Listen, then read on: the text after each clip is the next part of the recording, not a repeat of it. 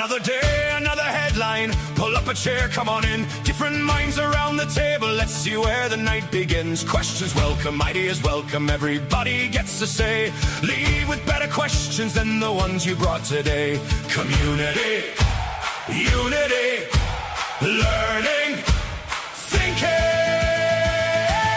Welcome to the following, where good logic has a say. Think a little, laugh a little, grow a little today.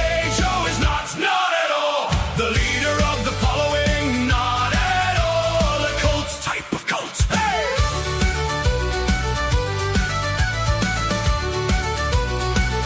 Type of cult. No Kool-Aid, no spaceships, no squirrel mutilations, no sacrificing goats. Tracksuits not mandatory, just highly recommended. Buy a hat, buy a mug, link in the description. No throwing virgins into volcanoes, no dancing around a bonfire while shucking off clothing in the middle of the forest to the beat of a tom-tom, beat of a tom-tom, beat of a tom. Not at all a cult type of cult. If the stream suddenly goes sideways, Joe Boomered again.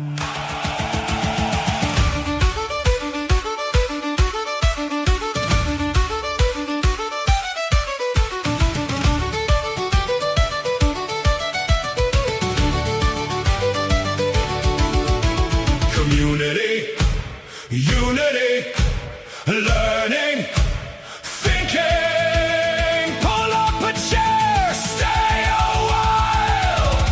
Welcome to the following, where good logic has a say. Think a little, laugh a little, grow a little today. Joe is not at all the leader of the following, not at all a cult type of cult. The following program starts now.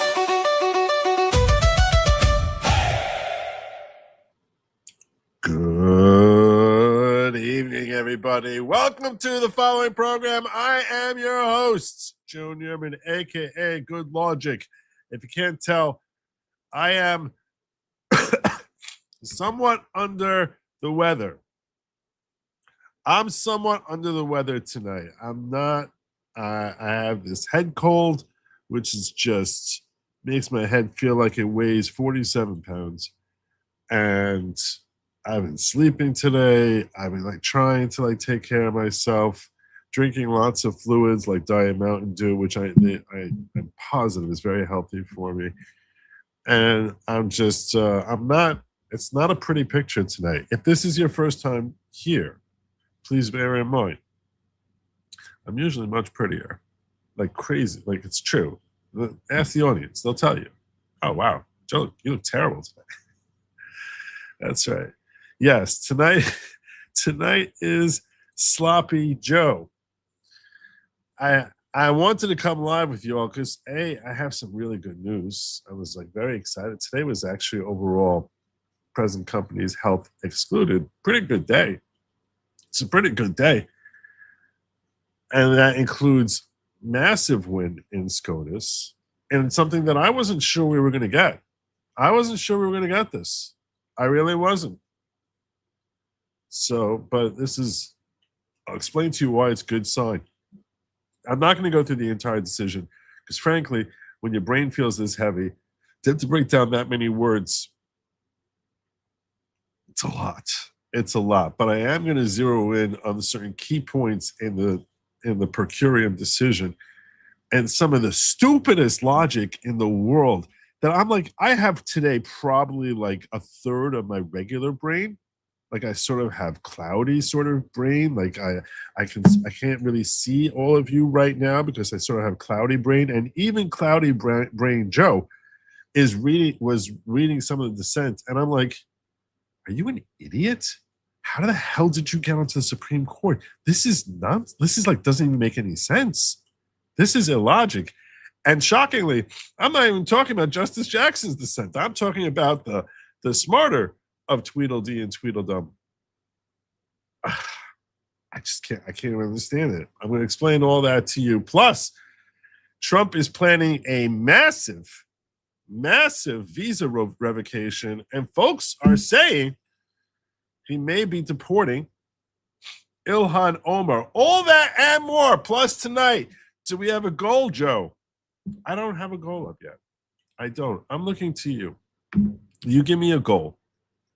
Something that's not going to make me stay here for 3 hours, because honestly, I don't know if I'm going to make it 2 hours tonight. I don't know if I'm going to make it my regular 2-hour show tonight. So if you have some sort of goal that you think I can like perform without having to stay here for 3 hours,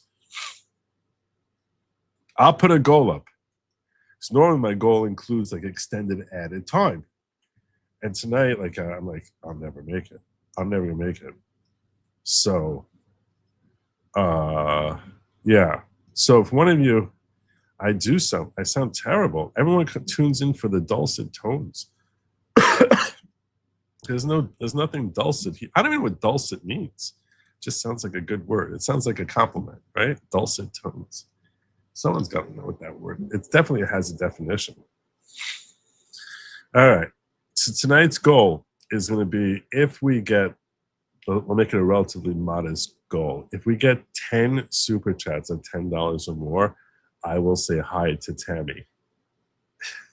That's the best suggestion I've had so far. I know. I'm not sure. It's really. I look like crap. I look so bad. Well, Uzelian, Mrs. Good Logic isn't even around. She's not even around. She's in the mountains, so it's just me. But I was talking to her today, and she's like, "Wow, you sound terrible." It's like, "Thanks, honey. Thank you." But I have to put bread on my table, so I don't think it's that. I don't think. Thankfully, I really don't think it's that. All right, if we have, I really should put a goal up of something. Otherwise, why would anyone pay any money if there's no goal? That's like, I'm working for free. I can't afford to work for free. I sound so bad. I just hurt myself. I sound terrible. All right, tonight's goal. Let's see. Tonight's goal is, we'll say 10 super chats of, I'll make it 20 super chats of $5. We'll try to make it like a little easier, of $5 in the next 2 hours that I'll make. In that case, I'll plow through the entire 2 hours. Plus. I don't even know what that means, but the plus is there. All right, so the goal is there, and I'm making it 20 super chats of $5 or more. Look at this. See, that's some love. That's some love.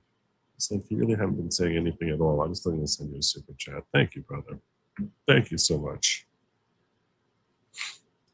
It is saying it twice even. God bless you, brother. Okay. Before I even get started, I don't know what this. I'm curious whether you're all worried about like the Islamic political takeover of America. Are you guys concerned about this? Because I'm not sure what to make out of this. I'm not sure if this is being overhyped. It's red meat. It's red meat for MAGA. So it's something that they could be doing, just as far as trying to be like, you know, gin us up. This is the stuff that was in my feed, and I was like, I'm going to make a whole story about this today, and I decided not to, but I do want to share this little bit with you. Holy crap, Hamas-linked group CARE, Council on American Islamic Relations, is recruiting over 200 Muslims to run for offices nationwide, state and local, real clear investigations. All right, let's see what they're talking about. Red flags are popping up around Michigan Democrat Senate nominee Abdul El Sayed. His mother reportedly worked for an Islamic nonprofit group linked to funding Osama bin Laden. And we talked about this already, that she literally worked for a group that was like supporting Osama bin Laden, and not just like before or after, like on 9/11, she was in the office, like helping support him. Like that's his mom. Though she denies any ties to terrorism. And his father-in-law, not to be outdone, allegedly has connections to the Muslim Brotherhood-linked groups. We reached out to El Said's campaign for comment, and they responded that his mother, quote, was never accused of any wrongdoing and was not charged or named as a defendant. Meanwhile, his half-sister, also not to be outdone, delivered a blessing on the anniversary of the October 7th attacks. Check it out. I want to say, Allahu Akbar. It's a phrase that reminds us that no matter how great the brutality, the oppression. Shut up. There's no stupid oppression, you bitch. I'm sorry. I'm sick. I'm losing myself. The oppression. Ah, the oppression. Ah. So everyone's such a freaking victim. Shut up. The intensity of what we're going through. A horizon of justice is just around the corner. Oh, yeah, that's a phrase that reminds me of people blowing up. Okay, El Said. It is a phrase that should remind you of people blowing up. Allahu Akbar! Yeah, that's what it should remind you of. It has also received over $115,000 in donations from members of the Council on American Islamic Relations. That organization has been designated a terror organization in Florida and Texas. He's also criticized bans on Sharia law. The state of Oklahoma voted in a referendum to amend the Constitution to ban Sharia law. The same exact forces. 3 $50 chats. That's what it should have been. You guys are being very, very generous to me, and I very much appreciate it. There were 3 from Master Debater here, all of them saying get well soon, as well as Tammy coming in here, and Pam. You could follow more of us on the X platform. Get well soon, Joe. Don't push yourself too hard. Well, I have this goal to keep the people I follow under 1,000. That's my. I don't know why.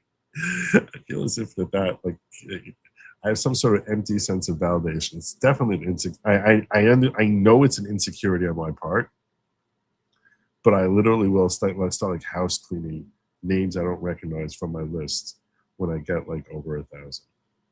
That's the only reason. Otherwise, I'd follow all of you. But and here's the thing also. If I accept a chat from you, you can always DM me. Like I can't get away from that. You know what I'm saying? Like once I accept a chat from you, even if I'm not following you, in that case, that getting me to accept that first one is the struggle, right? Because like I don't like accept all message requests, because some people are out there who send the message requests. I'm just like, I don't know what the hell you're talking about. I don't know if I want to start this conversation. I don't think I want to start this conversation. If I start this conversation is never going to go away. It's never going away, this conversation. So there's some. But once I've accepted it, unless I block you, which I don't think I've blocked 3 people on X in my life. I'm not even sure if I've ever blocked any. I know at one point I thought about blocking someone. And I was like,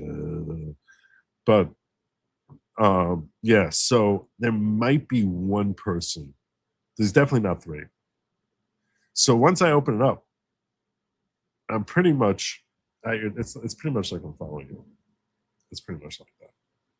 And like I've open conversation with you, Ann. So you need to get at least 15 minutes of direct sunlight tomorrow to help your cold. Infrared light helps your immune system. Really? Really? 15 minutes of direct sunlight. Okay, so I'm going to share with you something. I'm going to share with you. On Sunday,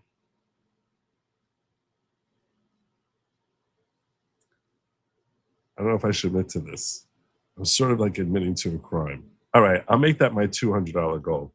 I'll admit to a crime. I'll admit to a crime.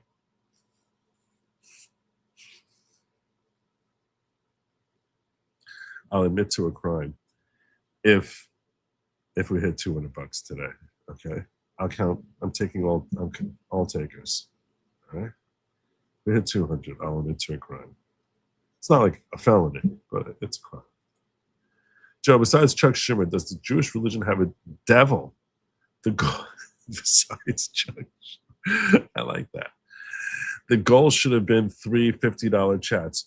We actually believe that it's one entity who we call Satan or Satan. The word Satan comes from the Jewish word Satan, which is spelled sin test nun. It's pronounced Satan in Hebrew, which became anglicized to become Satan. When we refer to the Satan, so I think when you're referring to Satan, you're referring as the one who's the tempter to sin. We actually call the Satan the one who actually prosecutes us. So we basically look at it as if there's this, I might call it angel or some sort of entity who we refer to them as the Yetzer Hara, which defines as the evil inclination. So the evil inclination within man, which was once externalized with the snake in the Garden of Eden, that became internalized as a result of the sin of eating from the forbidden fruit. We call that the Yetzer Hara.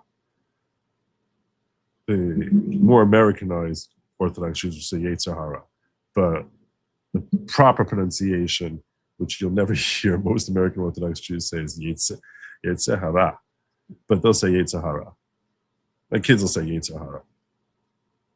So that Yetzer Hara is the one who basically is the one who tries to tempt us into sinning. We believe that he wears a different hat as far as serving as a prosecuting angel in trying to get God to punish us for our sins, to recognize our sins and punish them for that. And in that role, he has a role of Satan, or what you would call Satan, but it's the same entity.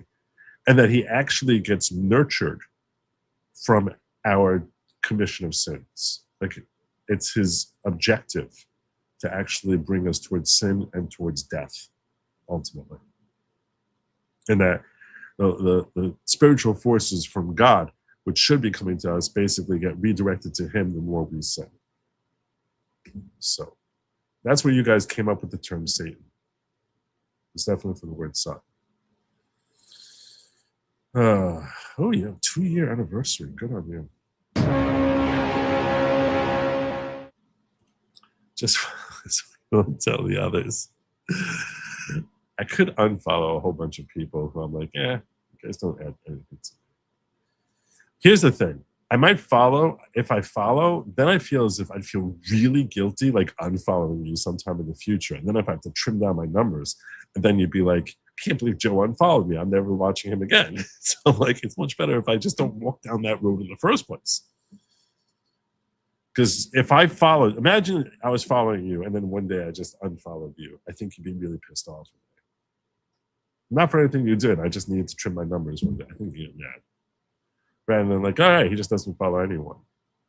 So, vitamin D3, zinc, vitamin C, humidifier, maybe Vicks on your chest, feel better. If you want to know my regimen, my medication regimen, I kid you not, right before the show, I took this. I don't even know what it is. I found it in my medicine cabinet. I think it has an expiry date from 2019. Oh, the expiry date is still in. It's still 2027. All right. So I don't even know what this is, but it said on it, like the word on the back here, it says something about day. On the back of it, it says like, I took another pill which said, see how it says day there? As acetaminophen, I'm like, that's got to be helpful. This has to be helpful. So I basically popped 2 of those, and I'm like, maybe that's gonna work. I don't know what to do. I don't know if you know. I have piles of tissues. It's disgusting. This is the sort of thing you would only. That's like a tiny fraction what I just showed you. Piles. It's disgusting. I think my problem is I share too much. I think I share too much. You're all like, this is gross. This is so gross. It's disturbingly gross. All right, let me help. Let's get back to the Muslim problem. That drove native peoples from their land.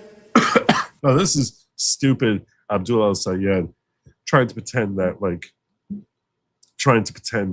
that a ban on Sharia law is pretty much the same thing. Pretty much the same thing as, like, I don't know, lynchings. The state of Oklahoma voted in a referendum to amend the Constitution to ban Sharia law.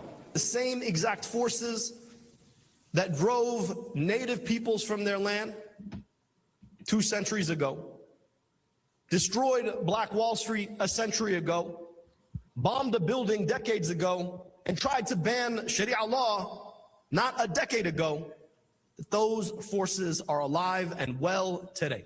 The same people who were driving Cherokee barefoot across 3 states, three Midwesterns westward across 3 states, watching thousands of them die of starvation and disease along the way, men, women, and children.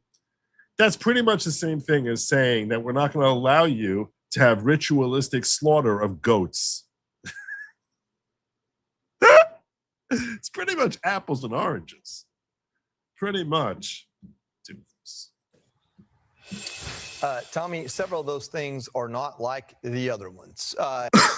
Yeah, think not like the other ones. So they don't say anywhere in this report that they're looking to hire 200. The way Eric Doherty says that they're recruiting over 200 Muslims to run for offices. I tried finding other sources on this because this was like a topic of, like, you know, on X. This was like a topic thing.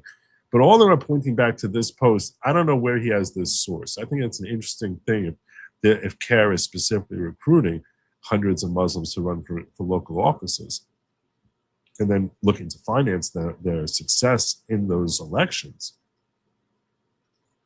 But it's not in this report. I listened to that report now 4 times. This was the 4th time I've heard it. I don't hear it there. But that's what Eric Doherty is reporting. He's usually pretty good. He's one of the better reporters on X. I recommend following him at Eric L. Daw. He's pretty good. You'll notice a lot of my source work ends up coming from him. So anyway, I wanted to share that with you.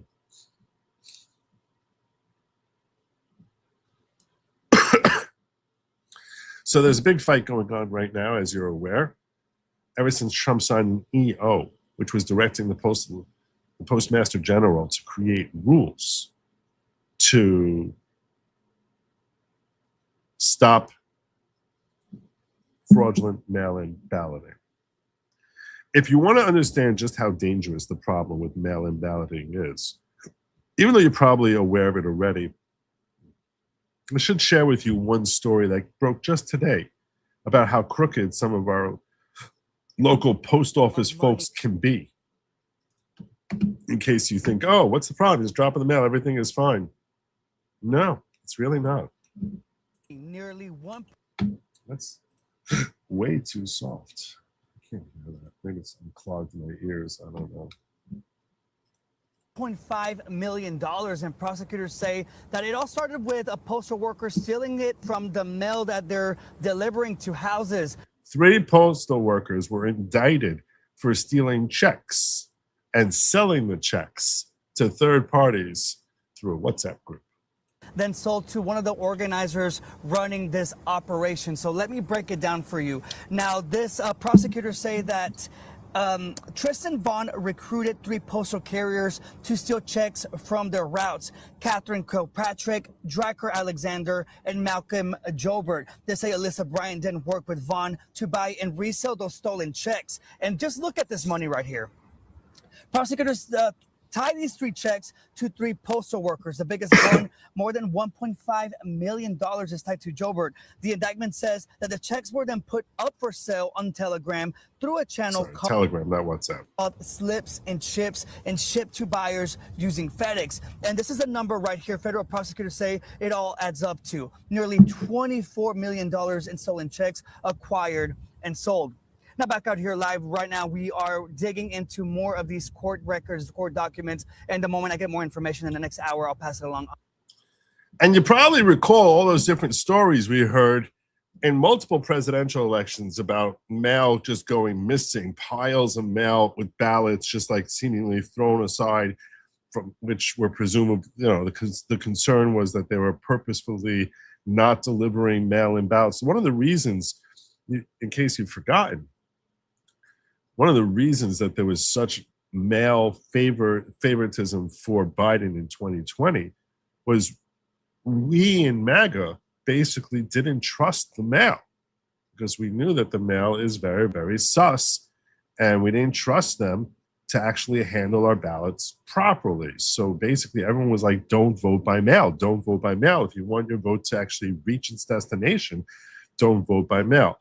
Well, Trump then came out with his EO several months ago saying that he's directing his postmaster general to implement certain rules. And those rules would basically be designed to ensure that ballots are not going to be mailed out to folks who should not be receiving ballots. In order to do that, there would have to be an official voter registration list from each state sent to the postal office. Now, states, as you would imagine, are very reluctant to do that. They don't want the federal government or some agency of the federal government to know who's on their voter rolls. And since they don't want them, they're very bothered by the idea of the federal government knowing who's on their voter rolls. They basically said, F it, we're not doing it. And they went to court. Now, we've covered here on this channel, and you may have seen the other channels as well, that Judge Indira Talwani ended up signing off on an EO, on a TRO to stop the executive order. And there's been all sorts of backs and forths going on about this TRO. It was shot down, and then she put another one up. A whole big back hullabaloo, something like that. There's a word in the English language that somehow sounds remotely like that as to whether or not this TRO is valid or whether it should be upheld. Well, Trump ended up running to Supreme Court and basically pushing the Supreme Court to take care of this. But I mean, it's an important thing to just to understand. I'm trying to figure out how dangerous this is when we're dealing with a postal agency that is so untrustworthy unto itself that if you don't have rules in place designed to help protect us, who the hell knows what the hell is going to happen? Who knows what they're going to do? So General Dean, my brain is really, really fried. They ran to court, the Trump administration did. This was trying to get Supreme Court to step in and do the right thing. This was earlier today. President Trump's Solicitor General Dean Sauer just rushed the Supreme Court, urging SCOTUS to immediately overturn activist Judge Talwani's egregious ruling against USPS final rule to secure mail-in work voting in 2026 midterm. Step in and do the right thing. Postal Service final rule imposes only modest requirements for preparation and envelope design for federal ballot mail requirements. What they're basically saying is that you're going to have to have a different barcode for each one of your residents, each one of the ballots that you're sending out. And it falls well within the authority to impose mailing standards for particularly sensitive types of mail. In prejudging the merits of a hypothetical rule with provisions the district court could only speculate a final rule might contain, the district court seriously overstepped the bounds of long-standing Article 3 standing and rightness principles because she rejected this EO before the actual rules were finalized. Quote, here, as Dean Sauer wrote, a stay of the district courts, and the way he would phrase it is kind of imagine RFK talking, a stay of the district court's injunction would allow the district court to adjudicate any such challenges to the final rules application and would permit any further appellate review as necessary. So that was him pushing for them to get a quick answer. And a quick answer we got, and a positive one.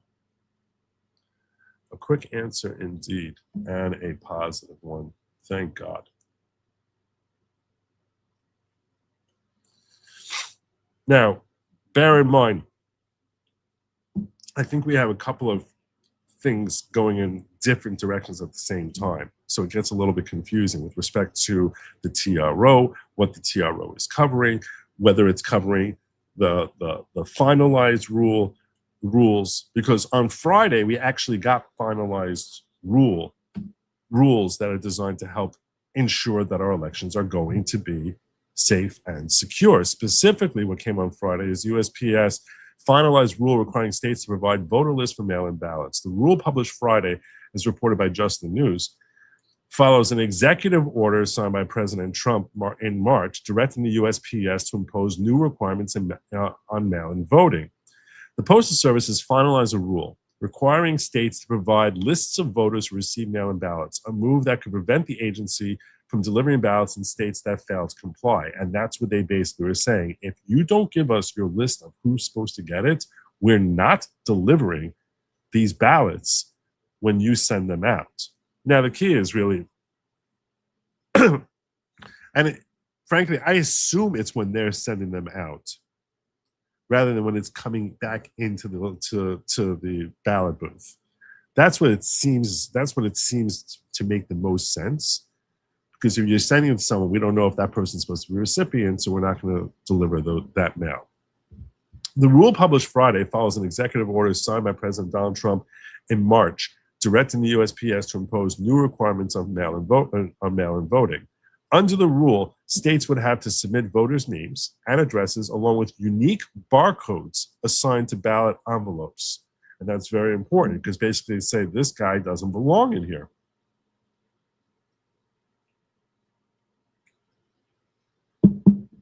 Or these 10,000 people don't belong here. The measure is intended to apply to November midterm elections, but it remains blocked by a federal court injunction. U.S. District Judge Indira Tolani, obviously, you know, as American as apple pie with a name like Indira Tolani, we already cover where she's from. She's not very apple pie-ish. Probably,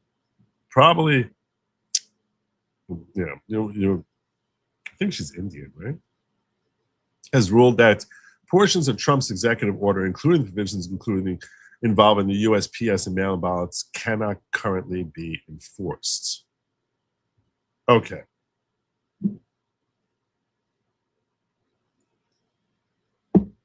That was all as of Saturday. We have updates in this and positive updates in that with regard to this. I'll get to that in just a moment. Just a moment.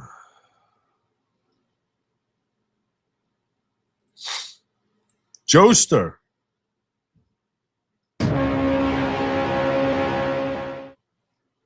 I wonder what else Elsa would say about Egypt and Turkey banning LGBTQ plus cruise ships from docking in their ports. Were they afraid there'd be too many scarves and flamboyant rugs? Someone should have reminded them that the Q includes goats, but I said it.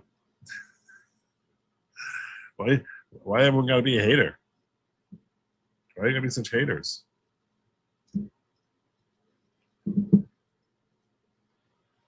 Maybe they let them dock. They bring a couple of goats on board. Who knows? Maybe they'll pass muster.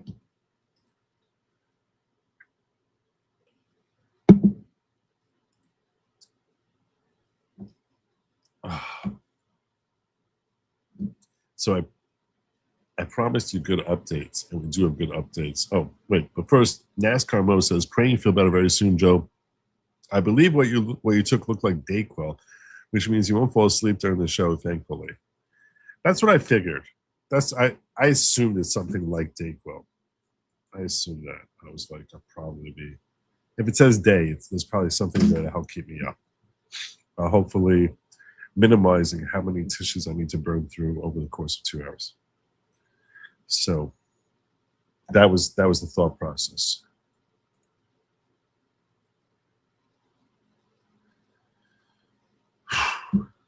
So I promised you updates. And here we go. Benny Johnson reporting. Major SCOTUS victory on mail-in ballot rules lifts bans on 23 states. The Supreme Court has just overruled a block placed by an Obama judge preventing Trump's EO to implement safeguards for mail-in ballots. The ruling now means states must turn over a list of every voter getting a ballot, and that's massive. Put unique serialized barcodes on both the outgoing and return envelopes. If a state refuses, the Post Service will not deliver those ballots. This is a major election integrity win. I agree with you on that. If we can hold it. 1 second.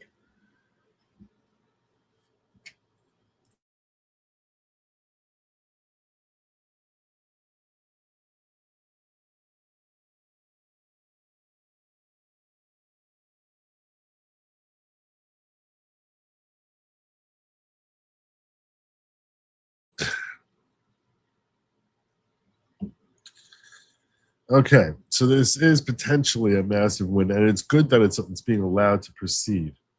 It's good that it's being allowed to move forward.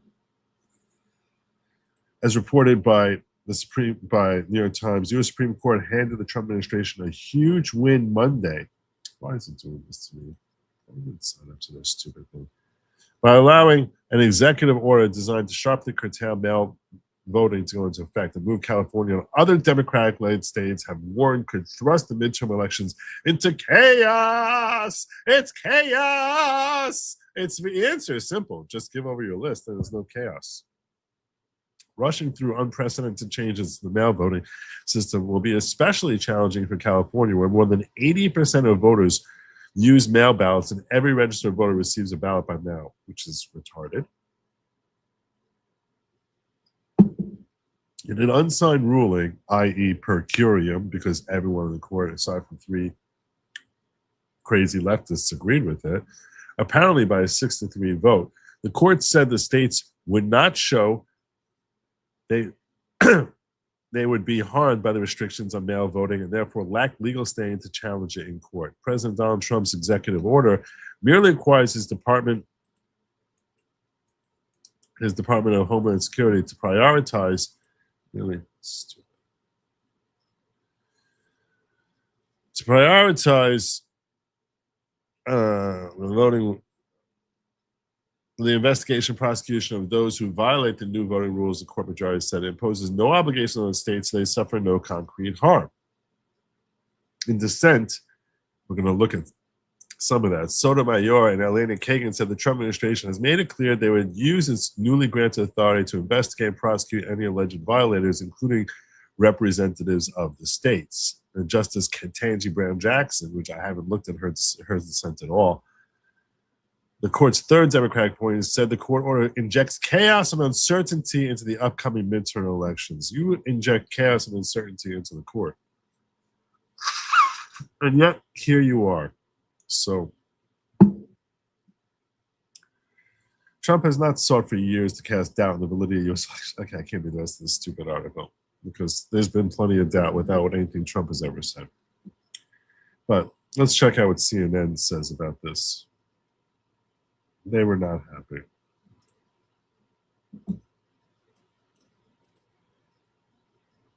Supreme Court just granted President Donald Trump's request for permission to implement his executive order overhauling and restricting mail-in ballot system.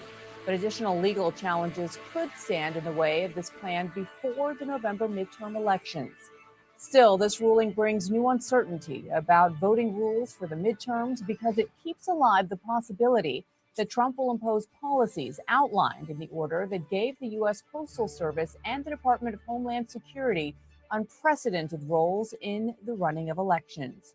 Let's bring in CNN's Gabe Cohen, CNN's Kristen Holmes at the White House, and CNN senior legal analyst Ellie Honig. Gabe, let's start with you. So I can agree that it is unprecedented, but this is not like a crazy thing at all. It doesn't seem terribly invasive. I mean, this should be a backlog for what you should already be doing. If you were actually running your elections properly, you wouldn't have any concern about this. No state that's running their election properly would have any concern about this at all. But it's only if you're purposefully trying to run your elections in a way that basically flouts its responsibility and is looking to incorporate voters who should not be voting. That's the only ones who would be concerned about some of this. Why would anyone else be concerned? What just happened here at the Supreme Court? What did the justices say? Well, Bianna, the justices in this case have sided with the Trump administration. First, to give you a little bit of context, this dates back to this executive order that was issued by President Trump in March that, as you said, really was focused on election integrity, election security, and it was giving that sort of unprecedented role to his Department of Homeland Security and USPS in election administration. There were a couple aspects to this. First off, he directed his DHS, his Department of Homeland Security, to begin creating these state citizenship lists to tap into various federal databases and start building lists of every American who the federal government believes is eligible to vote in federal elections. They were then directed to send those lists eventually to the states to help the states then cull their voter rolls looking for non-citizens or anyone else who is ineligible to vote. Of course, that ties back to the president's longstanding claims that there is widespread voter fraud in this country. It's the claims that have been proven true time and time again. Another aspect of that order was directing the Postal Service to add new restrictions to how it issues its mail ballots, essentially telling states that if states want the Postal Service to deliver mail ballots, they are required to provide full lists of any mail ballot recipients before those go out. They want names and addresses in order to keep a closer tab on who exactly is getting those ballots. The Postal Service, as a result... You're dealing with a federal election here. They have an interest in making sure your federal election is being run properly and not in the completely haphazard manner you've displayed over the last decade or so. Would not deliver ballots in any state that refused to provide those lists. To be clear, there are still a lot of questions. This is likely going to be kicked back down because what the court is saying here is not that the implementation of this executive order is going to end up being lawful. What they're essentially saying is that the Department of Homeland Security and the Postal Service have not implemented anything yet, and so states do not have the right to bring forward this case saying that they have been harmed.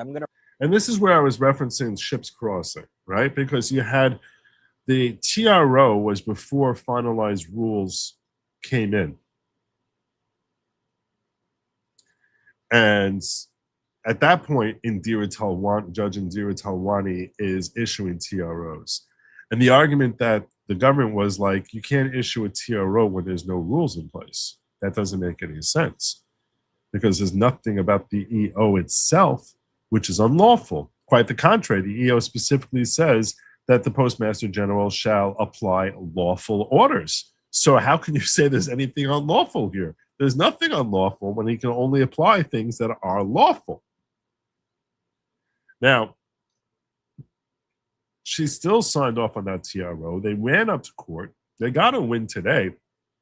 But while it's bouncing around the Supreme Court, then the Postmaster General now issues official rules. So all the arguments that the government, the Trump administration has been making, saying there are no rules yet, there's nothing to have a TRO on. Well, now there's going to be a new TRO based on these new rules. We know that's definitely coming. And then that's going to have to go up to the Supreme Court. So we're far from this battle being over in the courts. This battle is definitely going to go onward in the courts. The question, but this is a key win in a couple of ways, despite the fact that I'm telling you that it's certainly not the final victory that we will need in order to have our election run in somewhat modestly, some modest level of integrity. But this is still a major win for reasons that I'll explain shortly. I'll read you a part of the court's decision, the Supreme Court saying the court's disposition of this application does not mean that any measure taken by the government to implement the order will necessarily be lawful. On that score, time will tell. But the order itself does not harm the states, so the district court lacked jurisdiction to bar the government from trying to implement it. And for the reasons discussed, that injunction is likely to irreparably harm the government, an injunction that would block the executive order if it remains in place while the appellate process runs its course, essentially saying that lower courts were wrong to block the federal government from at least beginning that implementation process or seeing what that would look like. And that's actually everything this legal analyst from CNN said is, I would agree with 100%. He was very accurate in the way he broke all of that down. That they basically said it wasn't a global win. They said, as far as whether this will ultimately be legal, what they implement, we'll see when they implement it. But for now, it's premature and ridiculous to say that there's something wrong with this EO when there's nothing wrong with the EO until such time as a law or regulation would be implemented, which is unlawful. So Indira Talwani pretty much tipped her hand that she's so eager to try and reject this that even though there's nothing to reject yet, as Mike Davis reported, the Supreme Court just ruled that President Trump can move forward with his executive order on mail-in voting. An Obama radical in Boston tried to stop him from cleaning up our elections. First Circuit agreed with her. The Supreme Court correctly overruled them both. Why are Democrats so scared of election accountability? That's a great question. Why are they fighting so hard to make sure illegal aliens keep getting ballots in the mail? This is mail fraud. The court's majority clearing the way for the administration to keep moving on the president's plan to regulate mail-in voting, including requiring the Postal Service to deliver ballots only to voters deemed eligible. Now, remember, Democrats from 23 states had sued NDC, had sued to stop the president. But today, the Supreme Court lifted an injunction and said that those states, they essentially didn't have the legal standing to bring the challenge. President Trump is not anti-mail-in ballots, by the way, per se, but he is against abusing the process, and he believes that only people who are truly eligible to vote should be getting the ballots. And frankly, having all those ballot applications mailed to them makes sense. Here with more insight is Mike Davis, Article 3 Project President and former clerk to Justice Gorsuch. Mike, so the Supreme Court, and it was an unsigned order, right? But they essentially said that they expect further challenge. I didn't know Mike Davis was a clerk to Justice Gorsuch. That's pretty cool. Challenges. They're not ruling on the underlying merits of the case. But why is this still significant at this juncture? President Trump ordered his Postal Service, his Attorney General, his Secretary of Homeland Security to work together to make sure that states are only using our Postal Service to mail ballots to lawful voters and not to illegal aliens and other unlawful voters. And there was an Obama judge in Boston, this left-wing radical judge. Indira Talwani. Couldn't do that. Yeah, Indira Talwani Yes, was a district court judge, Obama appointed. She's a radical, and she said President Trump couldn't do that. The First Circuit agreed. The Supreme Court correctly said that, yes, the president can move forward, and this is preliminary. If there is injury to real parties down the road, then they can bring a lawsuit, but the states are not injured here. Now, Mike, do you think that there is enough time for the administration to implement these regs? Because some mail-in ballots may have already gone out or they're about to go out. Tell us about that. I mean, the president is going to move fast. And I would just say this, why are the Democrats so scared to have accountability with our elections? Why are they so scared to make sure that You the know Postal why. Service is not We all know committing mail why. fraud by mailing We all ballots know to why. illegal aliens and other illegal voters? It would shock you to know, Mike, by the way, that Ketanji Brown Jackson issued a blistering dissent to this order, essentially saying this is all Kafkaesque and this must be stopped. But Mike, we'll have to save that conversation for another day. Thank you very much. I haven't read her decision. She probably might want it for like dookies and giggles. I don't know. I'm not sure. Here's Mike Lee weighing in on it. Congratulations to President Trump and his administration in securing a huge victory today for our election security in the Supreme Court. The Supreme Court today stayed a lower court injunction that would have prohibited President Trump's executive order issued in March, restricting the use of mail-in ballots, making sure that states would have to follow certain procedures to make sure that anyone voting by mail is in fact a U.S. citizen and that we know who they are. This is a big victory. Now, there are other pieces of litigation involving that and other executive orders. All this goes to the point that while this is a huge victory, and I applaud President Trump and his administration, especially his Department of Justice, from working overtime in trying to protect our election security, Congress has to do its part. This does not take the place of, it cannot replicate the Save America Act. We need the Save America Act, and we need it passed right now. John Thune, I'm calling on you and every other Senate Republican. Let's reconvene the Senate right now, and let's pass the Save America Act. Sure, we don't have 60 votes, but we have a simple majority. And if we reconvene the Senate and announce we're going to debate the Save America Act until it passes, not going home, no recesses, no weekends until it passes, it would pass. It might pass with a couple of changes, but it would pass.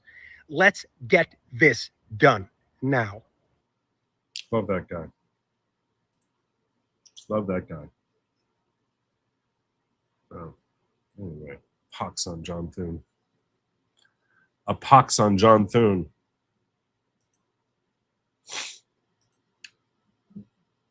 We should probably take a look at the decision. Probably take a brief look at that so that we can get a feel for what exactly it says and what it doesn't say, how it's helpful and how it's not. I'm not going through all 37 pages of this because, like I said, I don't have the headspace for it tonight. I don't think you have the headspace for it either. Kimmy says this was a March EO, plenty of time to implement. Imagine harm is not harm. This is true. They tried to delay to cause this chaos. No standing, feel better. Well, to be fair, I actually suspect that the issuance of orders from the Postmaster General was delayed purposefully.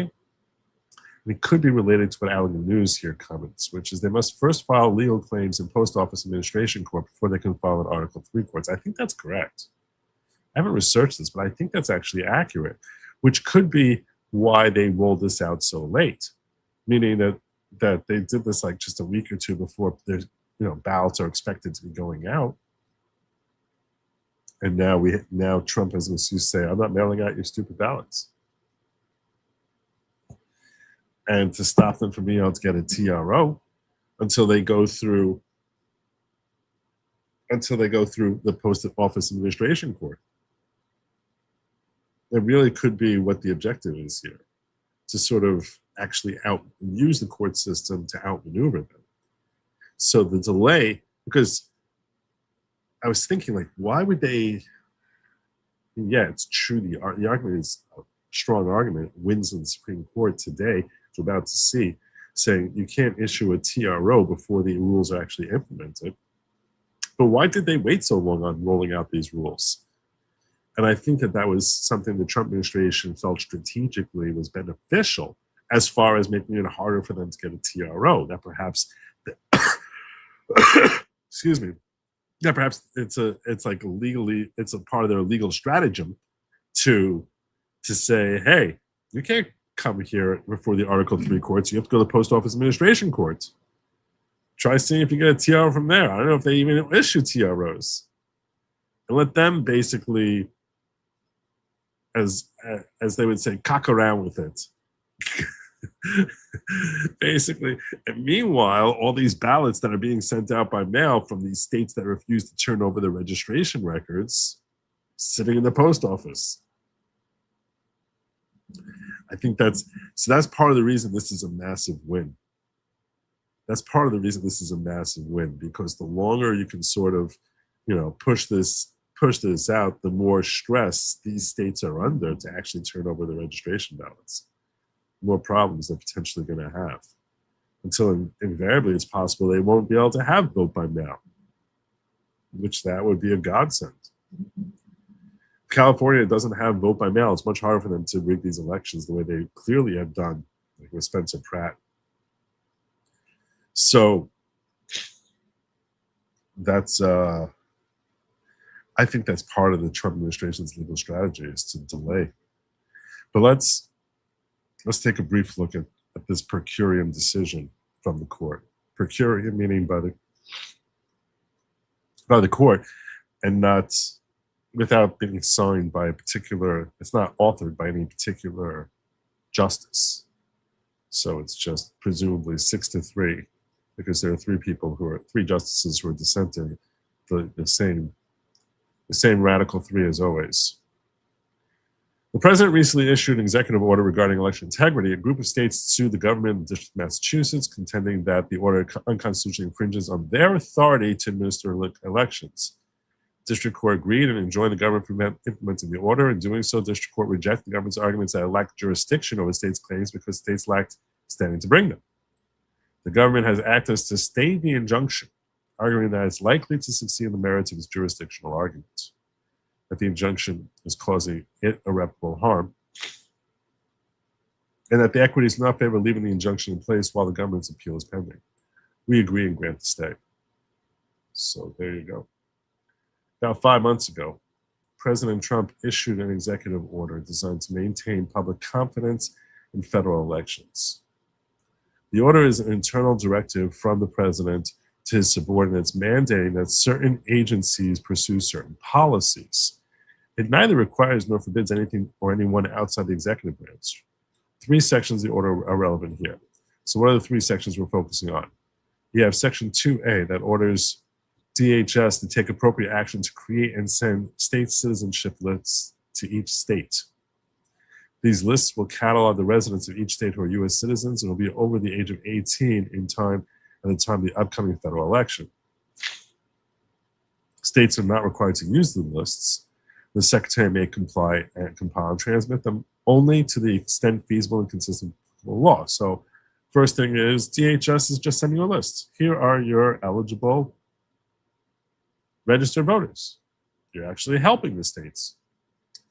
Then you have Section 2B, which requires the Attorney General to prioritize the investigation and, as appropriate, the prosecution of state and local officials or any others who issue federal ballots to ineligible voters. So someone who's not on the list, to basically prioritize, let's go after punishing these people. Why are you sending it to ineligible people? Also makes sense. Then you have Section 3B, which directs the Postal Service to initiate a proposed rulemaking that includes several proposed provisions. One such provision is the outbound ballot envelopes must contain a unique barcode to facilitate tracking. The order does not demand that any proposed provision appear in the final rule. So we don't have an official rule as of yet. As we take this 10-second break for Joe to try and address and make sure that nothing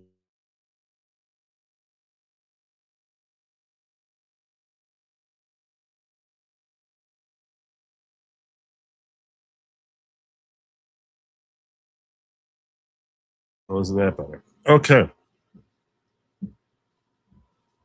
All provisions of the order must be implemented consistent with applicable law, which basically is saying don't do anything illegal. So it makes it very hard for an EO to be unlawful when the EO specifically says it has to be consistent with applicable law, right? That's part of the reason he put that in there. So a few days after the order was issued, a whole bunch of states come out and they file this lawsuit in the District of Massachusetts. The states argued that Sections 2 and 3 are unconstitutional and sought to enjoin the implementation. The government came back and said that your claim is not justiciable. You can't have this argument in this court, and it does not injure you. The district court largely agreed with the states and entered a final judgment forbidding the government from implementing those two sections of Section 2, 2A and 2B. What was it? 2A and 2B? Which one was it? Yeah, 2A and 2B, as well as Section 3B. As to them for the upcoming midterms, after the First Circuit denied the government's request for a stay, and they said, all right, let's hold off on actually implementing this TRO, the government sought a stay from this court. Now, I'll tell you right now, one of the reasons this is a big win is I had grave concerns that the Supreme Court would basically say, we're not dealing with this. That they want to stay apolitical, and they basically like, we're not dealing with this. We're just going to let the appellate courts handle this, and we'll step out of it.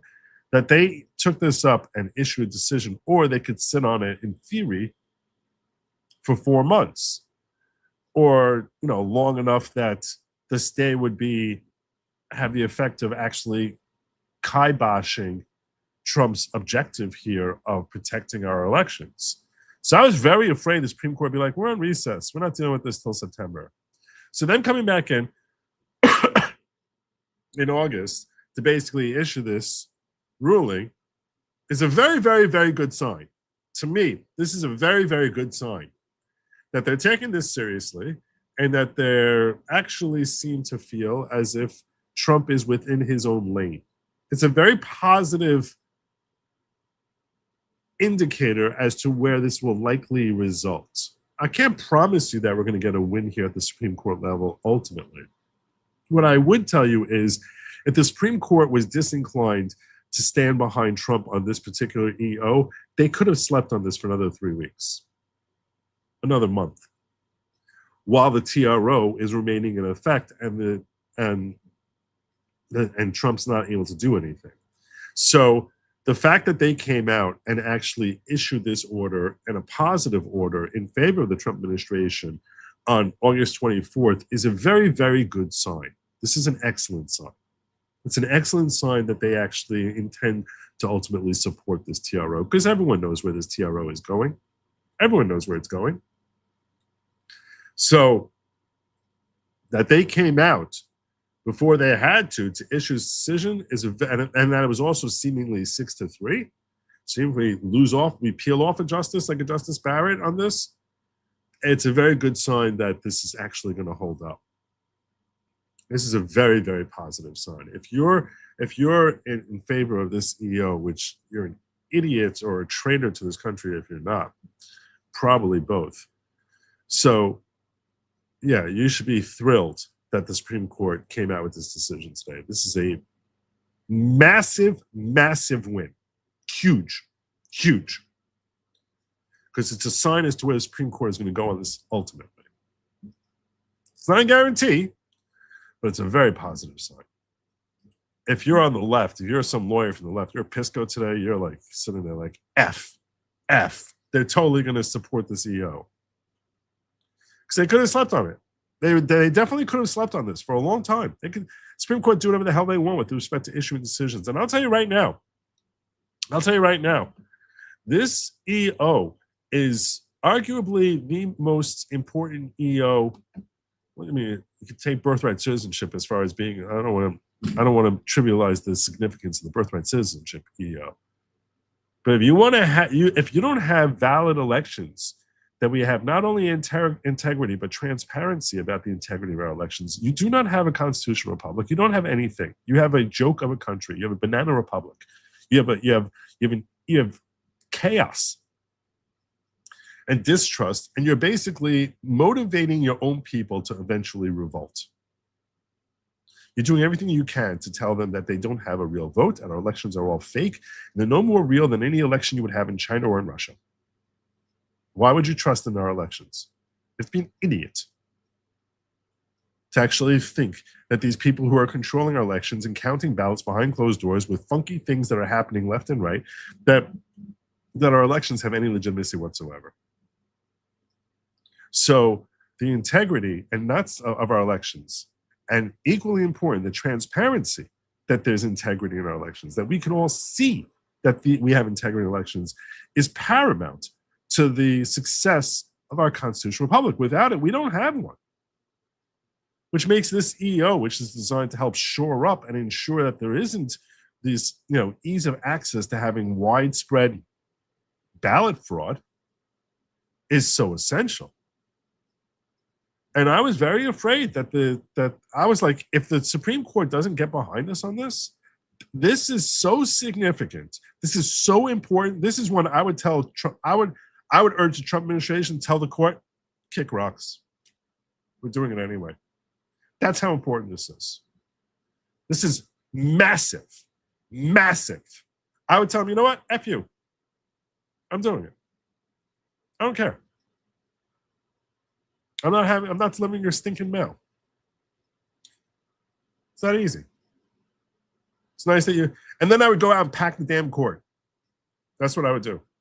Be like, if you can't stand behind this, if you cannot stand behind this, to hell with you. I need to have basically planted 30 new justices who are all like really actually based MAGA type of legal scholars.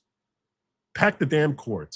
To hell with all of them. If you can't recognize the with the urgency and significance of what needs to happen here in order to shore up our elections, to ensure that your own constituents, your own citizenry can have trust in your elections, to hell with you. You're useless.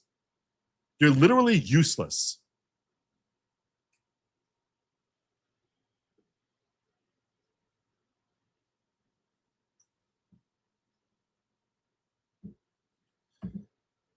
That's what I thought.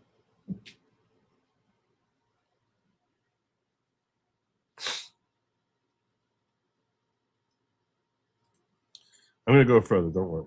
Have you ever dealt with Letitia with USPS when they lose your mail? That's what it's going to be like when the post office finishes. Probably. Hey, Sin. Joe, don't cry back Wednesday. Hi, chat. Well, hopefully I'm feeling better by then. I've been a mess. Hey, Jim rated my stream. Thanks, Jim. Good to see you, bro.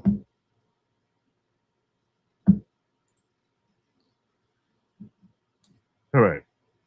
Kicking back in here.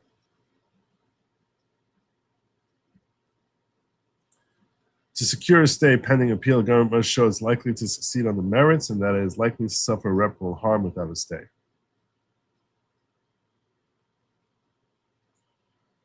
So,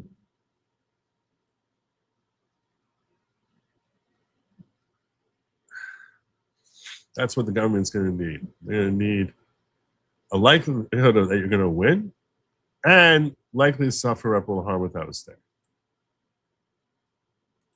And then you have to get the balance of equities does not counsel against relief. Of these factors, the likelihood of success in merits and likelihood of irreparable harm are the most critical. Okay. So it's an interesting thing if you think about it. It's a very interesting thing as far as getting a stay on a TRO. And the reason this is interesting is because in order to get the TRO, the petitioners had to establish that they had a likelihood of success and that they're suffering irreparable harm without a stay, and that balancing equities is on their side. So in order to get a stay on this kicking in, you have to win on all three against them. It's kind of backward. You think about it.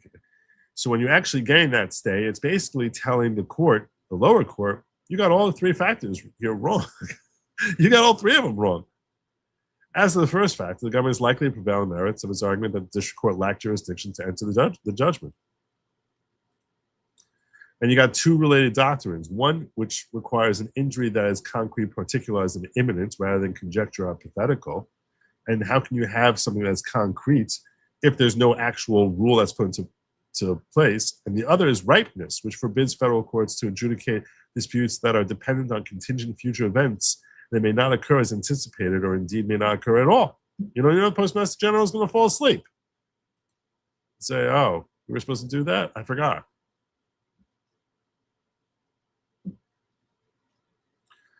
So they basically go on to say how this is not right.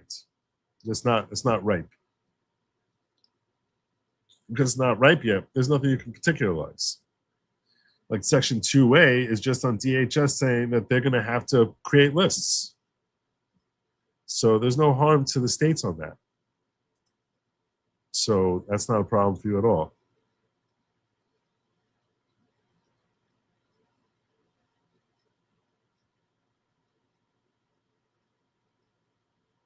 Their claim the Secretary's eventual action will reflect both legal and practical constraints, make any prediction about future injury just that, a prediction. To see why I consider the unduly long chain of inferences necessary to support their supposedly concrete injury. Let's go through the whole machinations in order to say, oh, we have a concrete injury. The district court first had to speculate about whether it would be feasible for the Secretary to create and transmit the list before the midterms. 2A may not prove feasible to implement in any manner whatsoever. They might not be able to put together these lists in time. The court then had to guess how the Secretary might tailor his implementation to be consistent with applicable law, which you have no idea how he's going to do that. Next, the court had to predict which action the Secretary would deem appropriate for implementing 2A.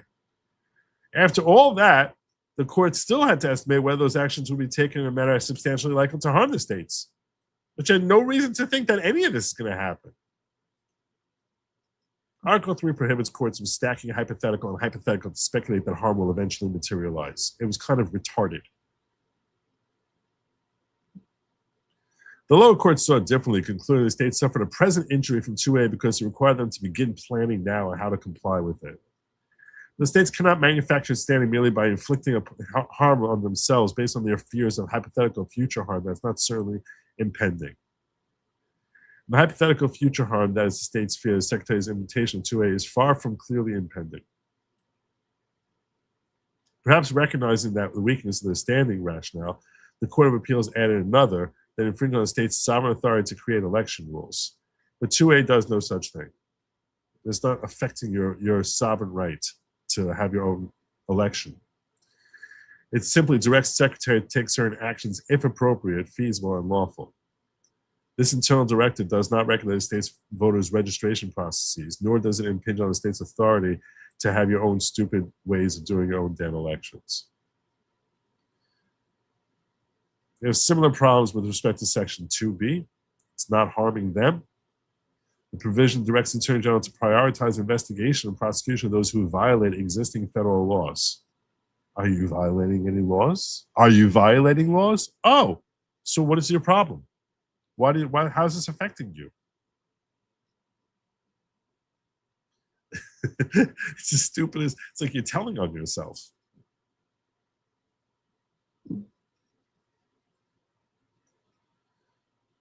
They insist that 2B credibly threatens that prosecution may not use the citizenship list in 2A. But that view is inconsistent with the text of Section 2. It doesn't say that if you don't comply with it, we're going to be throwing you in prison. The states can concede that 2A does not require them to use the list at all. They don't have to. No one told you have to use the lists. So you admit that you don't have to use the list and you wouldn't be breaking any laws. So where the hell are you having problems with investigations into your administrators who are breaking laws? It's ridiculous. None of this is a threat to you. How's this a threat to you?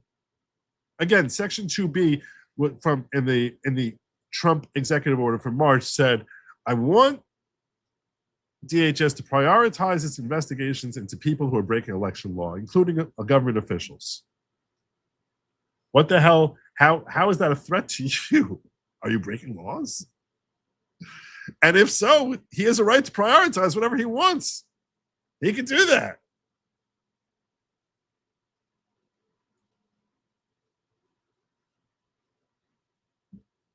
So all of that is pretty stupid.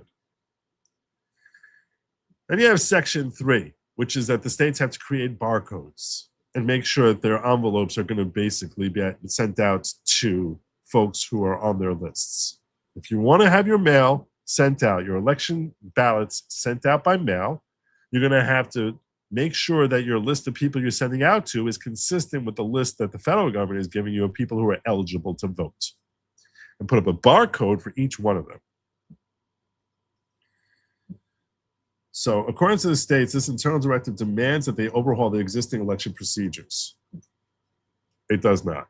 Section 3 orders the Postal Service to initiate the process of proposing a rule that might bind the states in the future. It's not a proposed rule. See, this is all before Friday. They're writing this today, but on Friday there were rules that came into effect. So this is part of the reason why I say this is a very significant win, because they're dropping this decision on Monday. This decision is based on the status of things as they were 2 weeks ago. But they're fully aware as to what came down on Friday. They know what happened on Friday. They didn't have to send this out today. They could have been like, whoa, we see where this is going. We don't like where this is going. Trump is basically breaking the law with what he came out with on Friday. We're not going to drop this today. So they could have said, we're just going to hold the whole thing back right now. Because let's face it, this is the key to the whole EO. This is what's designed to help protect our elections. So we're not going to be kicking out mailed out ballots to legal aliens. This is the key. This is everything. So that rule, they're saying, so they're like, well, what your TRO is addressing is not a proposed rule, let alone a final rule. It's just in the EO saying set up rules. Well, Postmaster General set up rules. And the Supreme Court knows what the rules are that were set up. And they're still going back to the status as things were a couple weeks ago and saying, well, Postmaster General, as of the time of the TRO, hadn't set up any rules, so your TRO is no good. Well, what happens this week when Indira Talwani says, well, now they have rules, and I find these rules to be unconstitutional, and I'm putting a stay on this. And then the government's going to come back and say, you don't have a right to be here on this, either because you have to go to the Postmaster General and the office court administration, or countering it on more merit-based reasons rather than procedural-based reasons. I think the Supreme Court is likely to agree with the Trump administration. Because if they weren't, they didn't have to issue this decision today. This is a great sign. This is a great sign that the court is going to be standing behind this decision, behind this EO. The district court's conclusion is internal, and by the way, the dissenting judges know it. They know it, and that's why they're so freaked out. They're very, very freaked out. It's Kafkaesque. The district court's conclusion that this internal directive inflicts an Article 3 injury on the states necessarily rests on the attenuated chain of inferences. At the time this suit was filed, the time when standing is measured, the district court had to engage in a string of speculations to find this suit justiciable. You should have dismissed it. That's basically what the Supreme Court is saying. You should have dismissed it as not being ripe, as being moot as of this point. Instead, you go through your whole stupid speculations about whether the Postal Service would propose a rule, and then speculate about how the agency would weigh the comments it received and how they were going to handle everything here. And you had no business doing that, Indira Talwani. Kind of a joke of a justice. Then you had to speculate about what the final rule would say. You didn't even know what the hell it was going to say. You're like, oh, TRO. Finally, after all that, district court still had to speculate about whether the text or hypothetical final rule would harm the states. It should go without saying the district court made a decision dependent on contingent future events that may not occur as anticipated or indeed may not occur at all. States cannot preemptively concretize their injury by expending funds before the Postal Service finalizes a rule. Spending money to hedge against a speculative threat does not constitute an Article 3 injury. So there you go. So based on that, I need another 10 seconds here.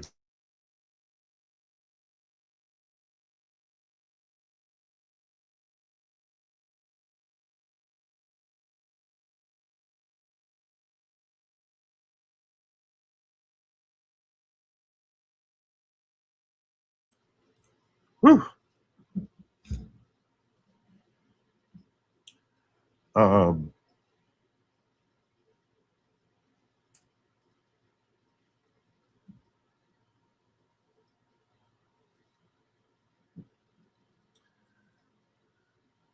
They say because reversal of district court's judgment would come too late for the 2026 midterms, district court's errors deal a serious setback to the executive goals while this litigation unfolds. Meaning that's your irreparable harm. That's your irreparable harm right there. When a federal court improperly intrudes on a coordinate branch in this way, interim relief is justified. Citing this court's precedent, Justice Jackson maintains that the government is not injured in the slightest because the order contemplates that the government will engage in a patently unlawful conduct, which is retarded because she's the most ludicrous justice ever. She actually wears a clown wig. That however remains to be seen. And though Justice Jackson wishes it were otherwise, an applicant can show irreparable harm from a threshold error without also showing that at the end of the day it will prevail under the underlying merits. Such harm exists here because the injunction meddles in the workings of the executive branch, preventing it from even trying to lawfully implement the order. Finally, balancing equity does not counsel against awarding the relief, and hence we're going to, accordingly, the application of stay presented to Justice Jackson and by her referred to the court is granted. The injunction entered by the United States District Court of the District of Massachusetts is stayed pending that disposition of the appeal is the United States Court of Appeals. And justice wins for today. Justice wins for today. Hold on 1 second. I gotta tell you all, it's not going well. In here, it's not going well. It's not. The battle is raging. I don't know, you can probably hear it in my voice. The battle is raging. Whew. Trust me.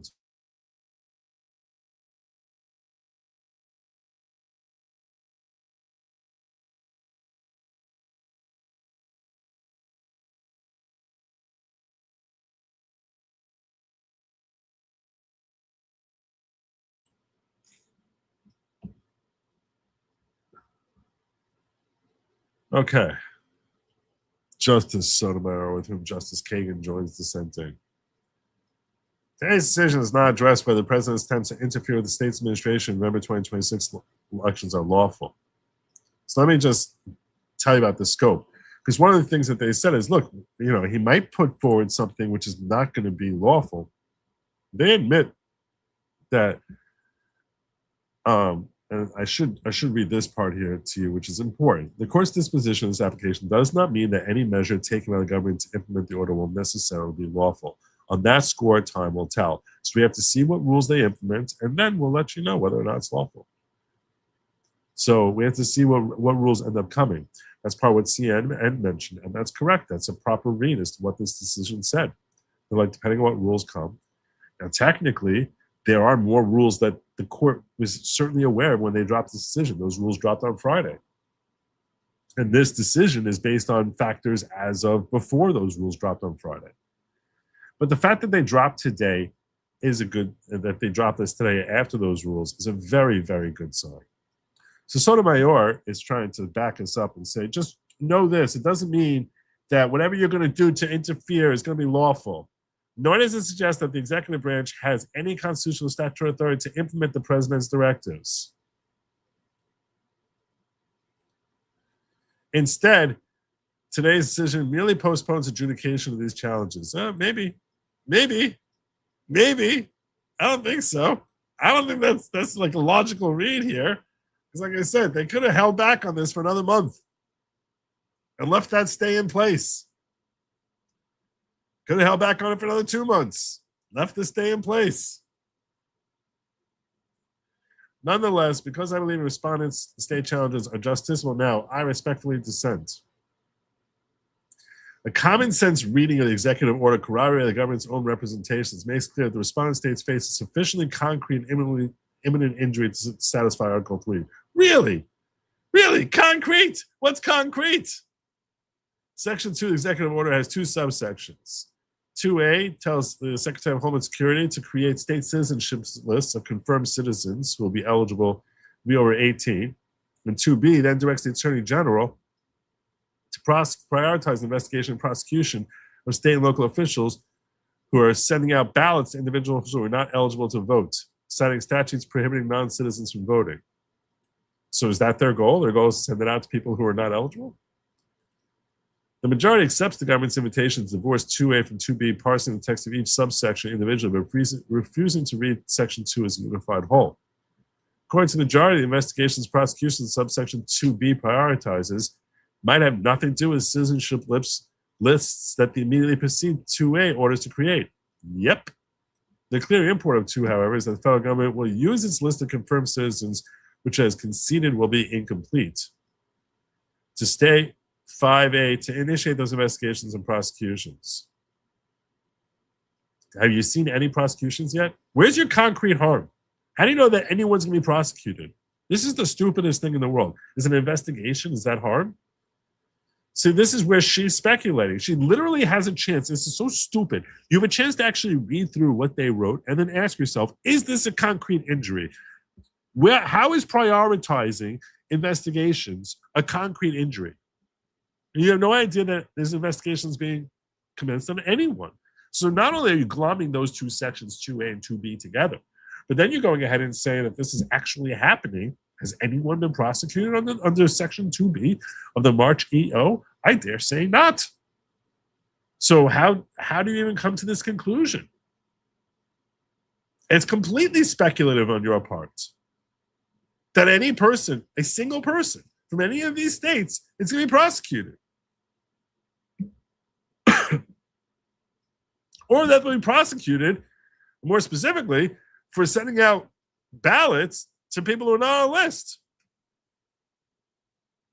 For all you know, none of those ballots will go out. Far from disclaiming such intention, the government has admitted the list might be used solely to facilitate this sort of post-election law enforcement activity. The state's refusal to consider the federal government list could conceivably, depending on the circumstances, be relevant evidence of an intent to violate or facilitate the violation of federal laws prohibiting non-citizen voting that the Attorney General is read to prioritize under 2B. In other words, so they basically admit that they might use those who decide not to comply with 2A to help decide who to prosecute under 2B. To pretend that the list is several percent 2A bear no relation to prosecutions directed by 2B or is to ignore the structure of the executive order and the government words alike. I don't even care if he said whoever violates 2A should be prosecuted. He has a right to prioritize investigations into whoever the hell he damn well pleases. So how on earth, on what basis does a court have a right to tell the executive branch who the hell they can investigate? You want to tell me that whoever it is that they investigate and prosecute for violating 2A, well, that's not going to be a valid criminal charge because there's nothing wrong with ignoring 2A. That's a decision you would come to after someone actually gets prosecuted. But for you to come out now and start saying that they can't investigate and prosecute is a complete violation of separation of powers. You have absolutely no freaking stinking business, Justice Sotomayor, weighing in on who it is that the state can investigate or prosecute. Zero role. That's got well beyond Article 3 powers. It's exclusively the domain of the executive branch who they investigate and who they prosecute. And you have the audacity to come in here with your, but we're going to read it as one joint thing. I don't give a flying fig if you're actually reading it as a joint thing. It doesn't change anything about the fact that the Article 3 courts have absolutely no role in deciding who gets prosecuted. I can't. So stupid. So you're such an idiot. Why would you have any role here? If you want to tell me that after they prosecute people for violating 2A, that 2B is going to tell DHS, go prosecute people who violate 2A. If that's how you want to read it, okay, fine. That has absolutely no bearing on the legitimacy of 2B. Because he can tell people to go out there and prosecute whoever the hell he damn well pleases. He can go out there and tell people and tell the U.S. government, I want you to prosecute anyone who engages. I want you to investigate and prosecute anyone who engages in completely legal free speech that is derogatory against me. He actually has the authority to do that. And you wouldn't have any role in telling him who he can investigate, who he can prosecute. All you could do is that when someone gets prosecuted, you come out here and say, to hell with you, Trump. You can't prosecute people for engaging in free speech. That's your role. That's the exclusive jurisdiction of your role. But who it is that he wants to invest his time and effort and money and work and slave over, try and prosecute, has nothing to do with the freaking Supreme Court, the appellate court, the district courts, or any stinking court at all. Because under the Constitution, it's an exclusive domain of the executive branch.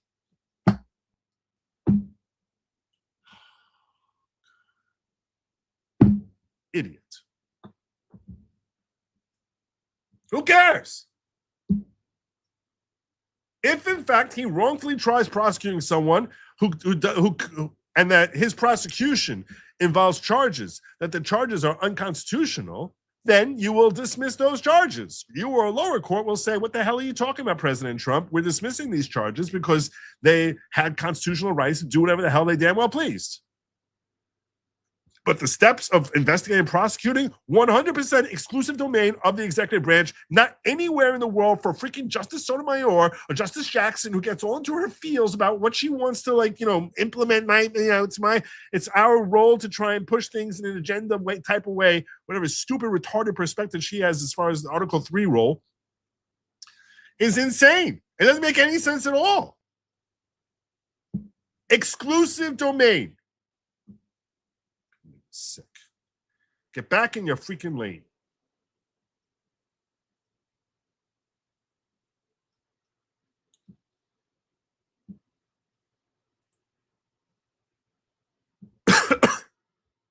So stupid.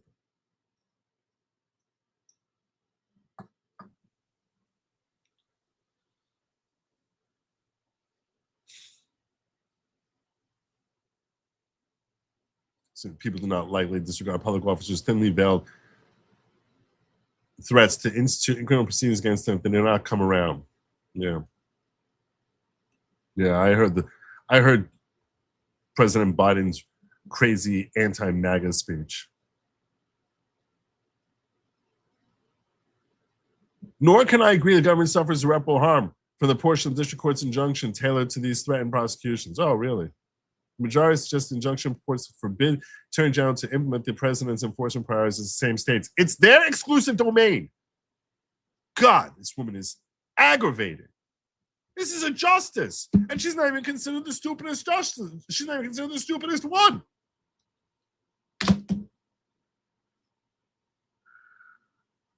It's not healthy for me to read this.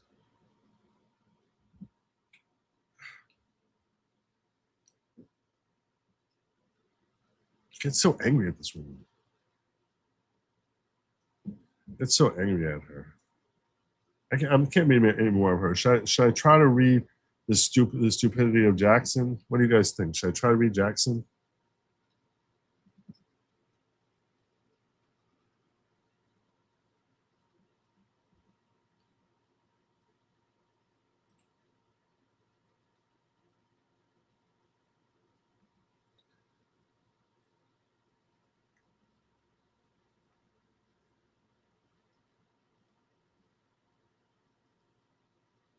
She's got 22 pages of idiocy.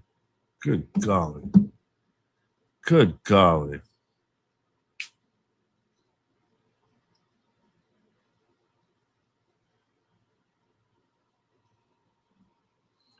I haven't even looked at this yet. I'm afraid. I don't know what I'm going to see. I don't know what I'm going to see here.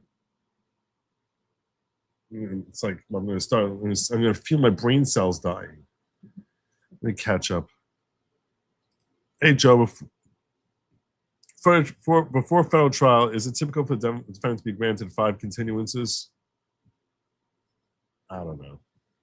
I've never dealt with the procedural elements of federal criminal court, so I can't tell you.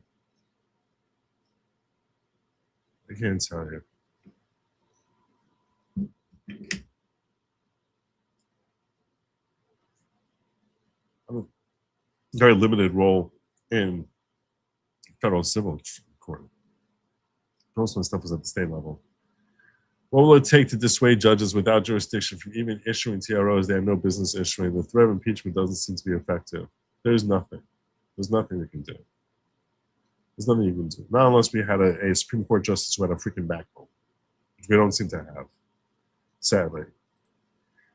Make sure you get some chicken noodle soup or broth tonight or tomorrow. A long hot shower is easy and helps. A hot toddy would also be a good idea. I don't even know what a hot toddy is. It just sounds like something British people drink.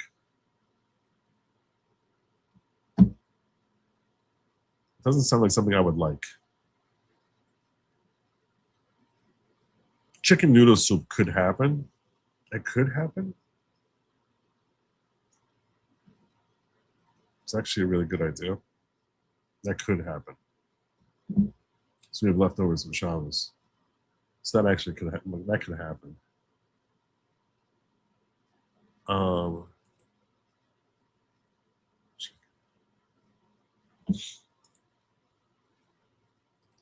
Joe, baby, go to bed. Come back strong tomorrow. What? I'm not strong enough now? I'm raging. I'm not strong enough now? P.S. Nick Mattel, how's it coming? I'm not going to get off of this. He financially knows who I am, and I'm serious about supporting money. Let me find him. I'm going to find him out. I'm not going to remember otherwise. At Nick Mattel. Oh, he's live now.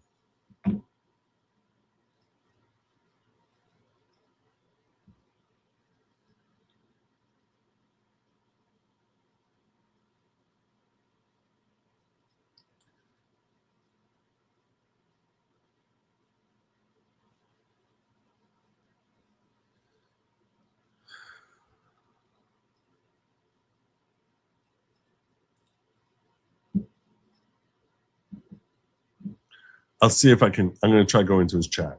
I'll go into his chat. Okay. After I take a quick look at Justice Jackson. If we hit our goal, I'll go into the chat and I'll invite him to join me. Okay. That's a good goal. We hit our 350s. I'll go in there. I'll go into his channel. He's live now. I'll go in there and I'll basically be like, hey, dude, I want to invite you to join me on my channel to hang out for a night. Why doesn't the Supreme Court just dismiss based on jurisdiction? Examination of the argument shouldn't even be an issue. I'm bothered by this. I think you're asking the right question.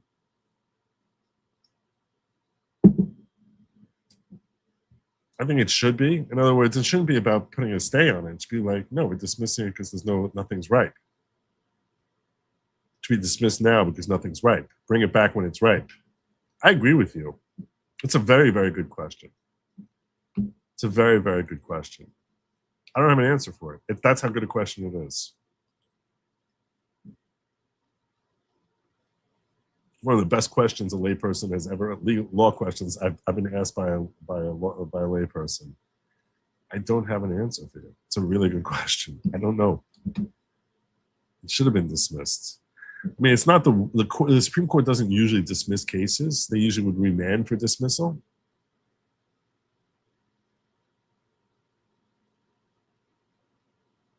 And they probably figure she's not going to end up dismissing. But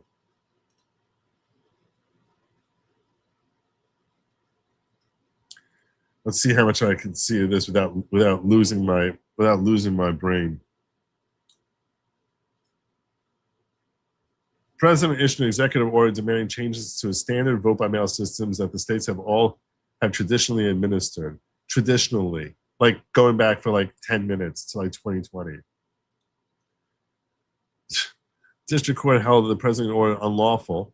The government does not defend the lawfulness of the order before the court. No judge justice has held or holds today that the order comports with the Constitution, although it clearly does.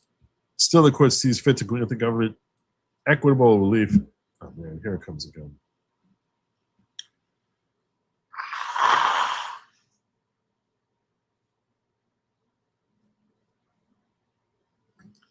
It's like a wave.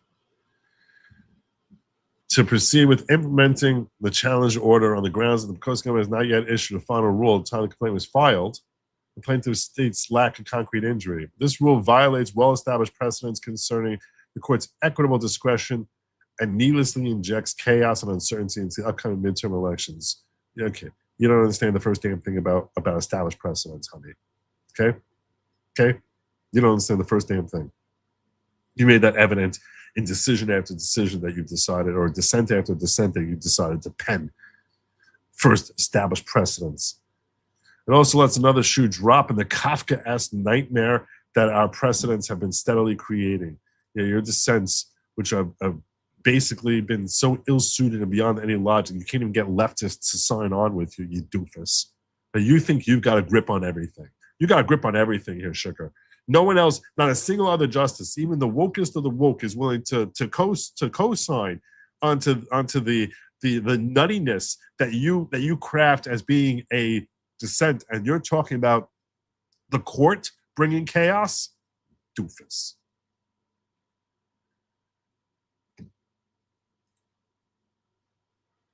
The court has held for a while now that even valid election-related legal claims can come too late. It's not valid. That's the point.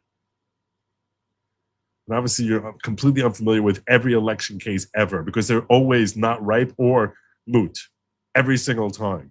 That's actually one of the big problems with election law cases.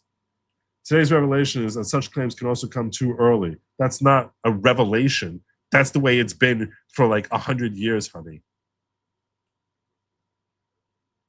Go back to Broadway and go put on your stupid little clown suit and dance around like a doofus, because you clearly don't know very much about established precedents in the Supreme Court. Of course, they can come too early. They come too early all the time. It means not ripe. You've never heard the term before? I think they cited 14 cases where it was like not ripe yet. Oh, wow. Oh, I never even heard of this before. So stupid. 22 pages of idiocy from this doofus. Never mind that election is looming and related harms are presently occurring. There's no harms occurring. Never mind, too, that the government, which controls the timing of proposed and final rules, can easily game the system. That part is true. I think they are. I think they are gaming the system. That part's true.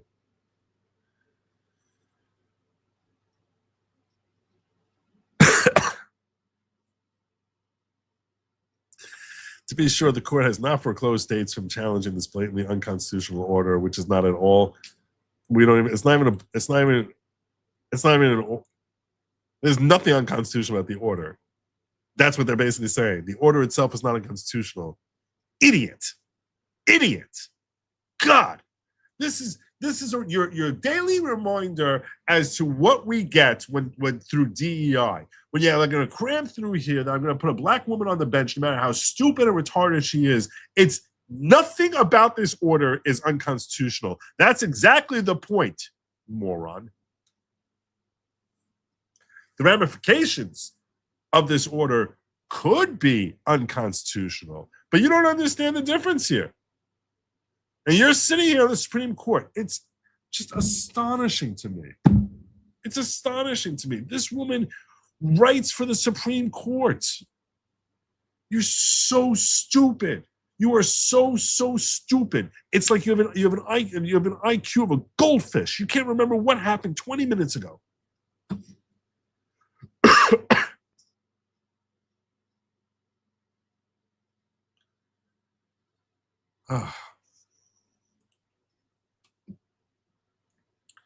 It declines to explain when exactly is the right time to bring a meritorious election rule claim challenging unconstitutional interference with electoral processes. Actually, they don't decline at all. They say you have to have a rule, an actual rule, and that rule has to create a concrete injury for the petitioners.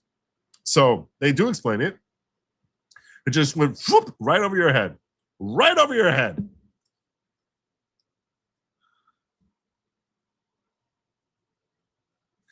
The majority just signals that these claimants had to wait, even though the election cycle has started, and despite facing pocketbook costs, which is never irreparable harm. Pocketbook costs are never irreparable harm. Threats of prosecution, which doesn't mean anything, and an affront to their sovereignty. Affront before reviewing the relief to which they're likely entitled, which they're certainly not entitled. You respectfully dissent. You don't respectfully dissent. You dissent like a clown. Because you're sitting here citing all sorts of ridiculous interpretations as to what the per curiam decision says when you clearly either haven't read it or don't understand it. So instead, you're claiming it Kafkaesque and creating chaos. What part of that is respectful to the court? When you're saying that they're creating chaos, talk out of both sides of your mouth. I can't stand this. I can't stand this woman. Can't.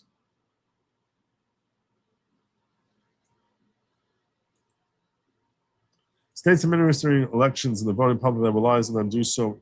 So clarity, not caginess or confusion. The court does a disservice to all concerned by distorting Article 3 standing and rightness principles to issue a ruling that contributes to pre-election chaos instead of quashing it. Because you're basically a would-be communist. You're like, doesn't matter if the law actually allows me to do something, I want to do it, and hence that's why we should be doing it now. Your incompetence and tyranny all rolled up into one big stupid ball.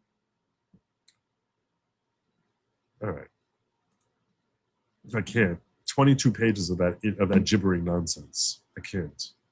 Sorry, I'm too tired tonight. I'm too tired. Joseph Bolt, you're like a long distance runner. You're pushing through your pain now. You got a cramp. I just don't want you to tear a muscle. Be a few days. Tequila, Joe, tequila. I think the chicken soup is probably the best idea. I'm going to see if I can put my hands on the chicken soup. So it definitely was chicken soup left over from Shabbos. So I'm going to see if I can put my hands on that. So I think that's a great idea.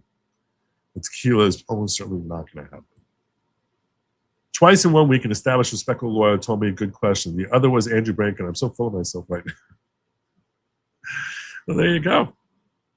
Thank you. I don't blow smoke. If I see something that's a good question, I'm like, wow, that's a really great question. You did. That's a great one. So good on you. You got a sharp mind there, Amazing Grace. All right. I promised JH. I'm gonna see if I can check in on Nick Mattel. Let's see if we can find this guy.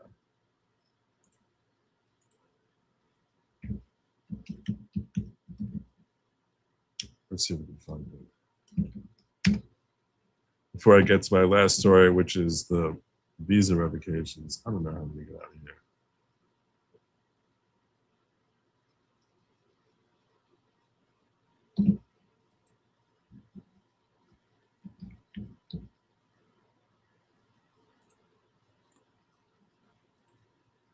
The one? The ship Ben Gurion fired on? Oh, the ship. I'm not going to lie. I thought you said shake, like in a weird accent. Oh, I'm so sorry. I was like, we shot up on a shake? Heck yeah, man. I'm just kidding. Yeah, I'm so sorry. So anyway, it's been 78 the first years. payment method went through. I don't know what. I got you, baby. Why is there such echoing? All right. And it kind of connects all the points because it has to do with all of the questions of the above. So can I just reference that for just a minute? So as you know, it's an incredible story that has to do with the UN, with the Etzel and Ben Gurion. And it was the famous saying of Begin that we do not shoot each other because we don't want to start a war. Justice just sent you a buffalo, dude. Whoa. Why is it not showing? I'm sorry, 1 second, Go of Light. It's not showing. There's something going on. I got to go in the settings. Thank you, Z Justice, for the water buffalo. JH? I don't know why it's not. The animations are not showing up. Hold on, let me look. Keep going, Go Live. I'm listening. Make it quicker though. Yeah. Okay. So what I'm learning from that is that we gotta be very patient with uncovering facts and history. We gotta be consistent, and it kind of connects the point between the Lindsay Clancy thing and the petition, by Marvel with Bergotti, and I'm just saying many people are coming in saying stuff about so-called West Bank, Area B specifically, and we're not patient enough. The same with the trials, like Candice does. We have to be more patient. We got to sustain ourselves before we come into a conclusion. And just to reference the questions, Israel or Palestine is a silly question when Palestine was made for the Jewish state. So it's kind of, I know what it means today, but if you want to reference it historically, you can say it's actually belong together in a sense. And also by the America First or Only, you can say, hey, it's an Italian name.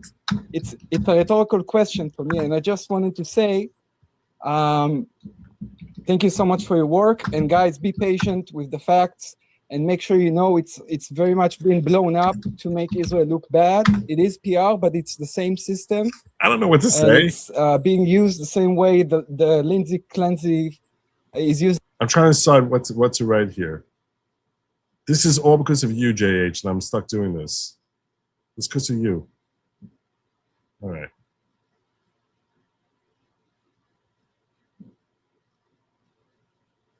Baba Booey would be like a good thing.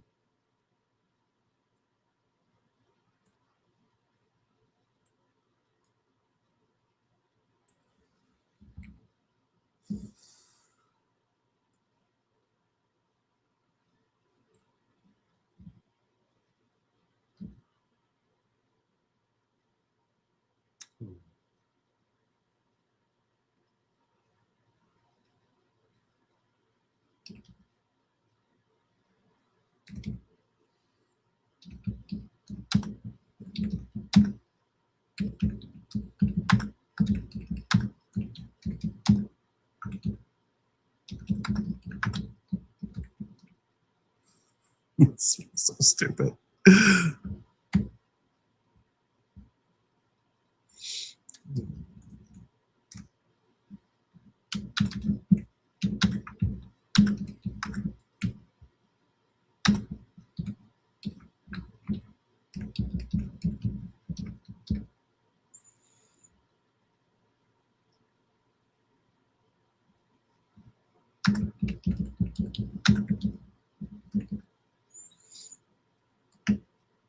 All right. That's the least gay way of writing that.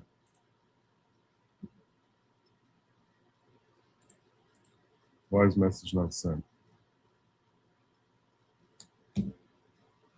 What they're saying to me here.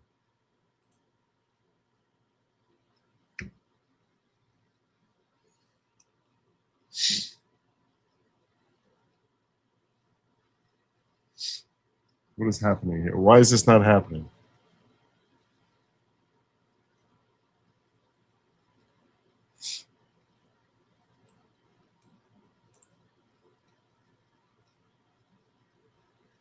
I can't. Is it? I can't give them my.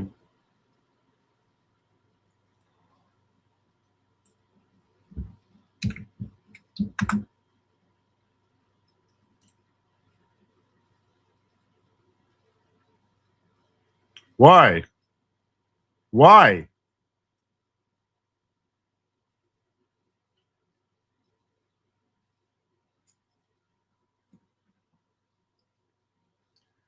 Why can't I get this thing to go through?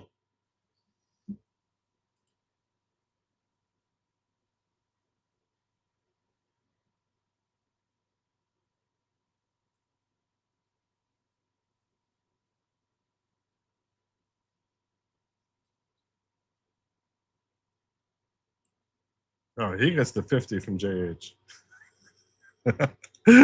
I'm the one sending the invite. What did he send out there?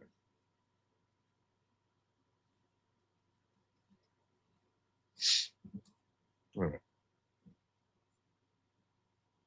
All right. I'm good. I guess he covered me. I don't know why mine can't go through.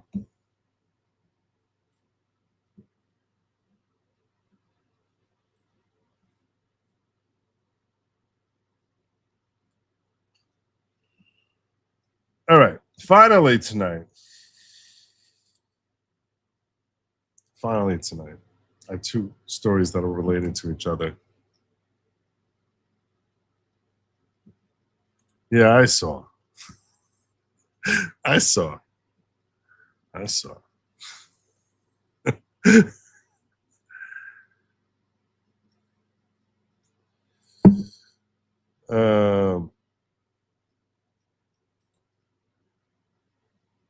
we hit our goal? Is that what happened here? Oh gosh. Sweet. Cool. Well, there you go. I guess I can say it now. Hey, Tammy. So good to see you. So glad you pop in here all the time. Good job on hitting the goal, everyone. All right. Where was we? U.S. is set for the largest mass visa revocation in American history, as reported by PBS News. The Trump administration is preparing to revoke the business and tourism visas of up to 200,000 foreigners who have applied for or are currently seeking asylum status in the United States. If it happens, the move would be the largest single mass revocation visas in U.S. history and would likely face legal challenges. Unless challenged or revised, the State Department is expected to announce in the coming weeks the revocation of so-called B1 and B2 visas issued between 2016 and 2026, whose holders have sought asylum or are now seeking asylum. According to State Department's documents obtained by the Associated Press and 2 U.S. officials, the action will be taken in coordination with the Department of Homeland Security. We're coordinating with DHS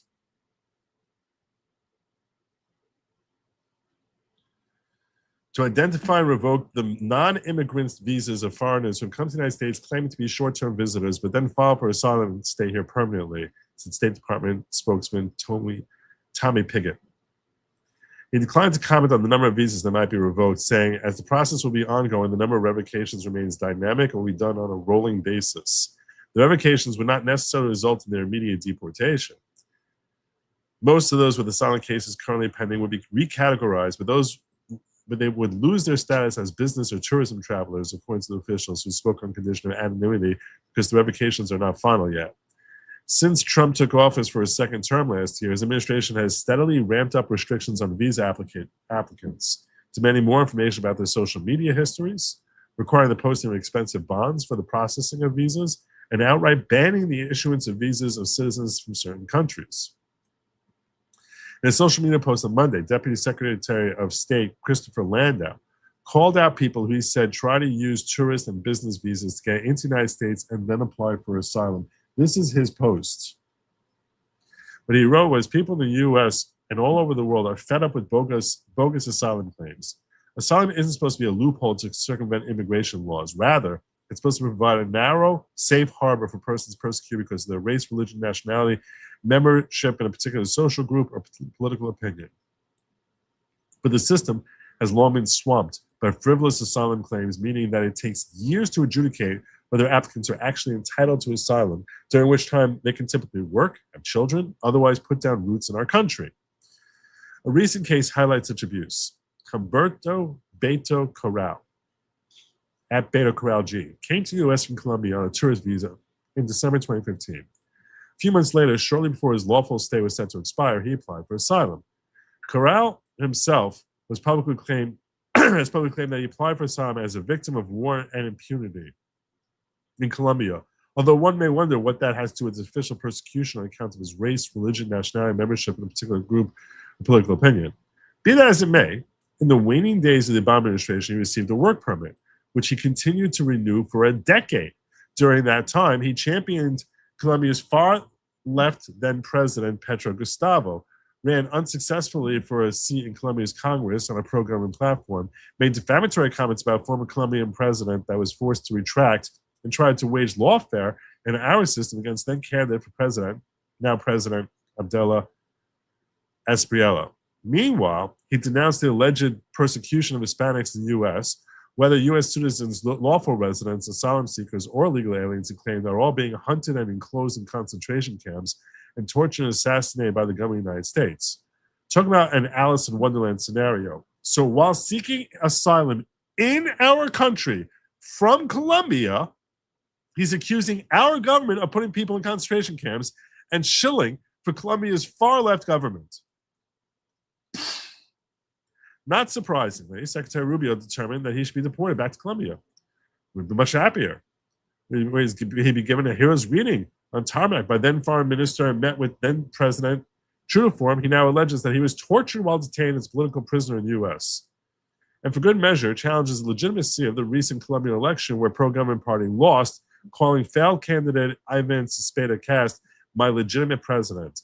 If this isn't a perfect example of dysfunction and abuse of our asylum system, I don't know what is. Well said. Well said.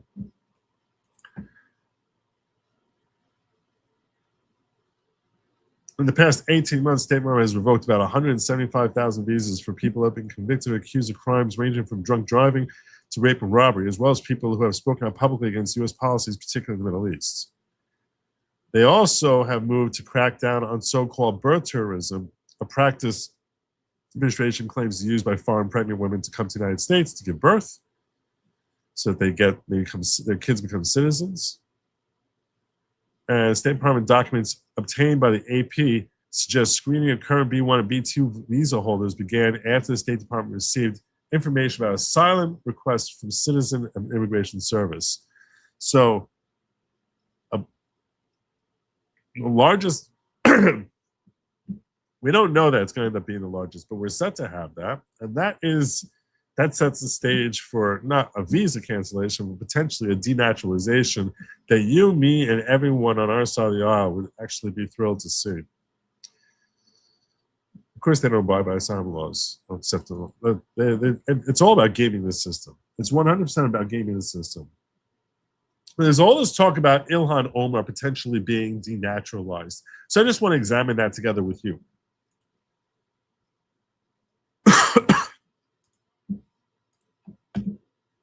Rolling Stone cover when her and all the other communists stormed into Congress and made Nancy Pelosi's life a living hell. And you could tell Pelosi hated every second of posing with these third world communists, but she had to do it for power. Women shaping the future. Well, Nancy Pelosi was excited to wipe the smug smirk off Omar's face, who you could tell even in this photo was shocked that she was welcomed into the halls of Congress. Even she couldn't believe it. That little smile has certainly been wiped off of Ilhan Omar's face as of late. She's gone from these glib little reporter trysts in the halls of Congress to looking a little more down when TMZ starts asking about her personal finances, not looking particularly healthy or happy, looking a little more overweight, not smiling anymore, and then actually snapping on reporters. It's weird because fat people are usually jolly, and she looks much heavier now. You said that I was stupid for asking you about your financial disclosure, but there's some discrepancies on there. Would you like to explain that? How did you make such a big mistake on it? Absolutely, you're stupid for asking me anything. I am? Yes. Well, what about the American people who are wondering how you made such a big mistake? I have explained to the American people. What's the explanation? I have given them the explanation. Do you want to tell our viewers? Because I don't want to tell you jack shit. This is somebody who is losing their cool. She's losing it.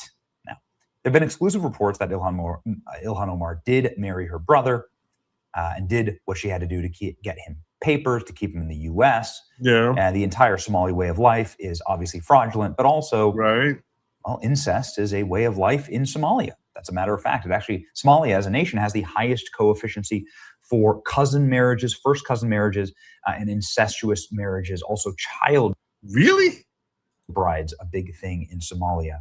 So a nasty culture, not a great culture. You want to be part of America if you can help it. And it looks like President Trump is trying to help it.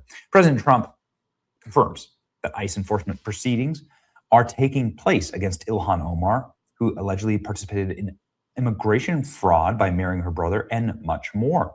Send her back to Somalia. Okay, what's going on? Todd Blanche is rumored to be on the case. What's this from? This is from Donald Trump sharing this late in the evening last night. ICE refuses to disclose records on Ilhan Omar fraud probe, cites ongoing enforcement proceedings.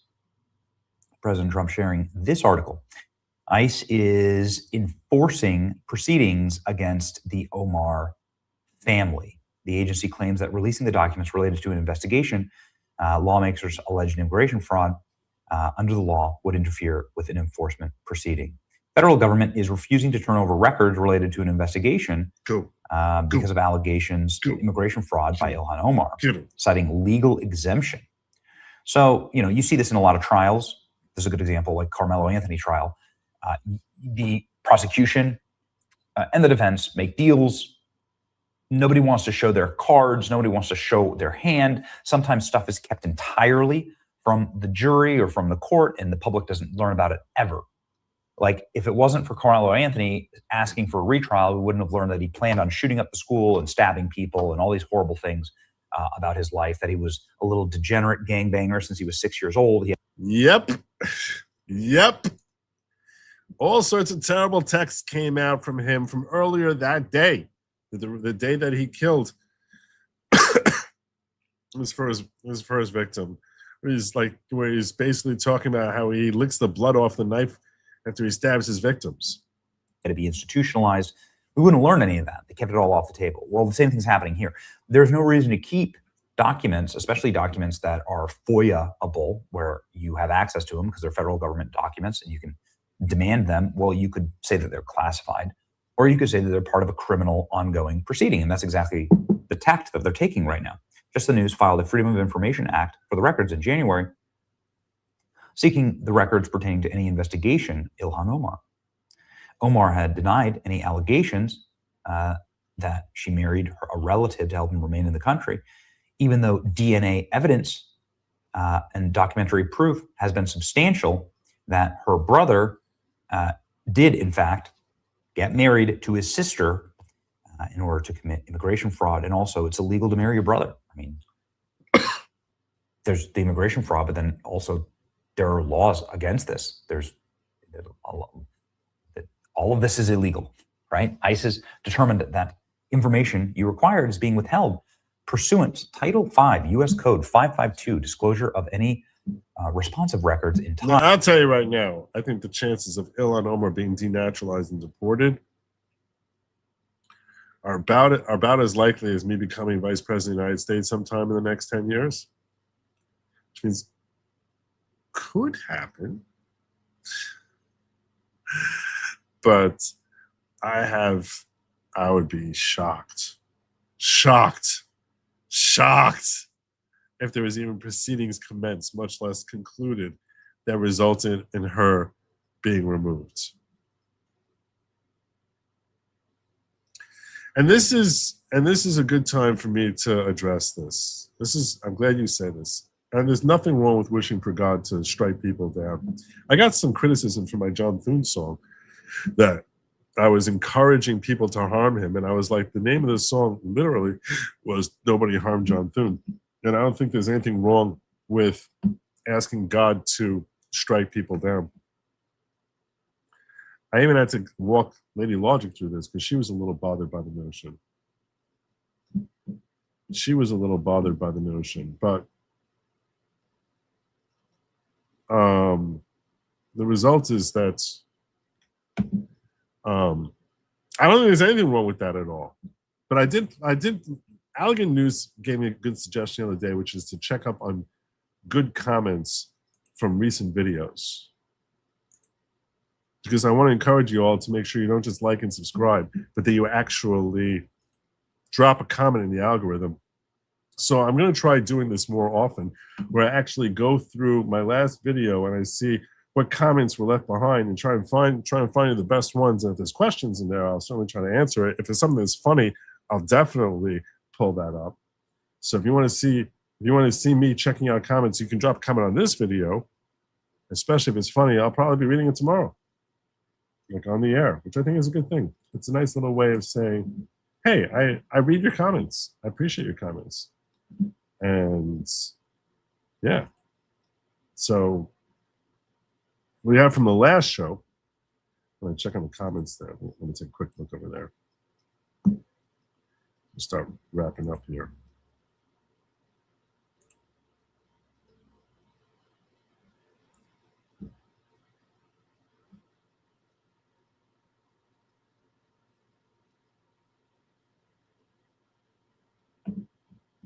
All right.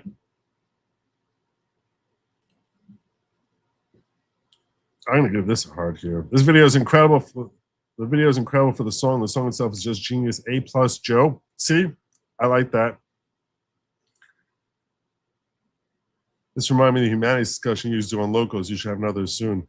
I used to do humanities a lot more often, where I was basically talking about like what's, right and moral versus amoral. And yeah, never give a red cent to win red.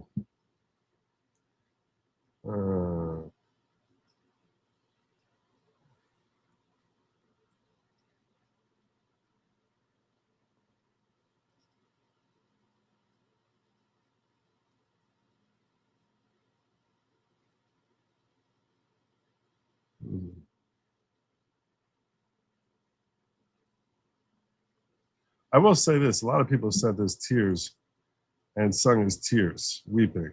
Yeah, that's true. In order to fix that sort of thing, I had to like type it out as tears, T-A-R-S, T-A-R-E-S, in order to get it to say it right. And I didn't think to do that, but I should have. So it's about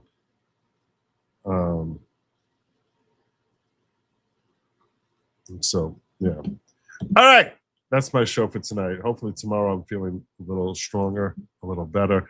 I thank you all for joining me. I'm going to urge you all to make sure that you drop a comment, hit a like, sub, share, anything you can do to help get my stuff out there. Feed the algorithm. I would be most obliged. I'll remind you that lab meat was never meant for you. It's meant for they, them, and do not eat the bugs.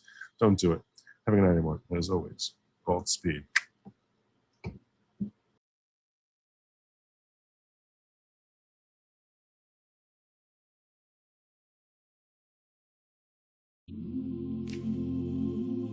The plane is landing. The show is almost over.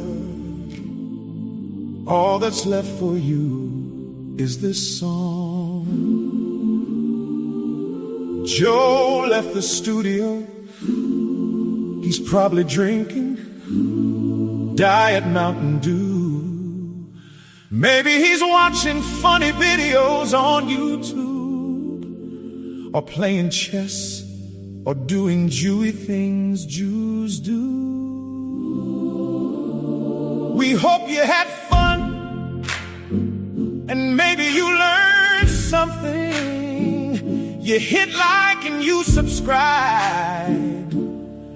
Leave a comment if you want to show some love. That would be cool. You can be cool. Leaving comments is cool. So till next time, please be sure to stay away from lab meat. It was never meant for you. It's meant for they or them or comrades, sparkle hugs.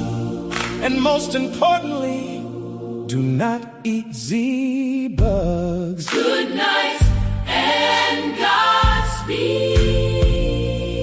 Good night and Godspeed.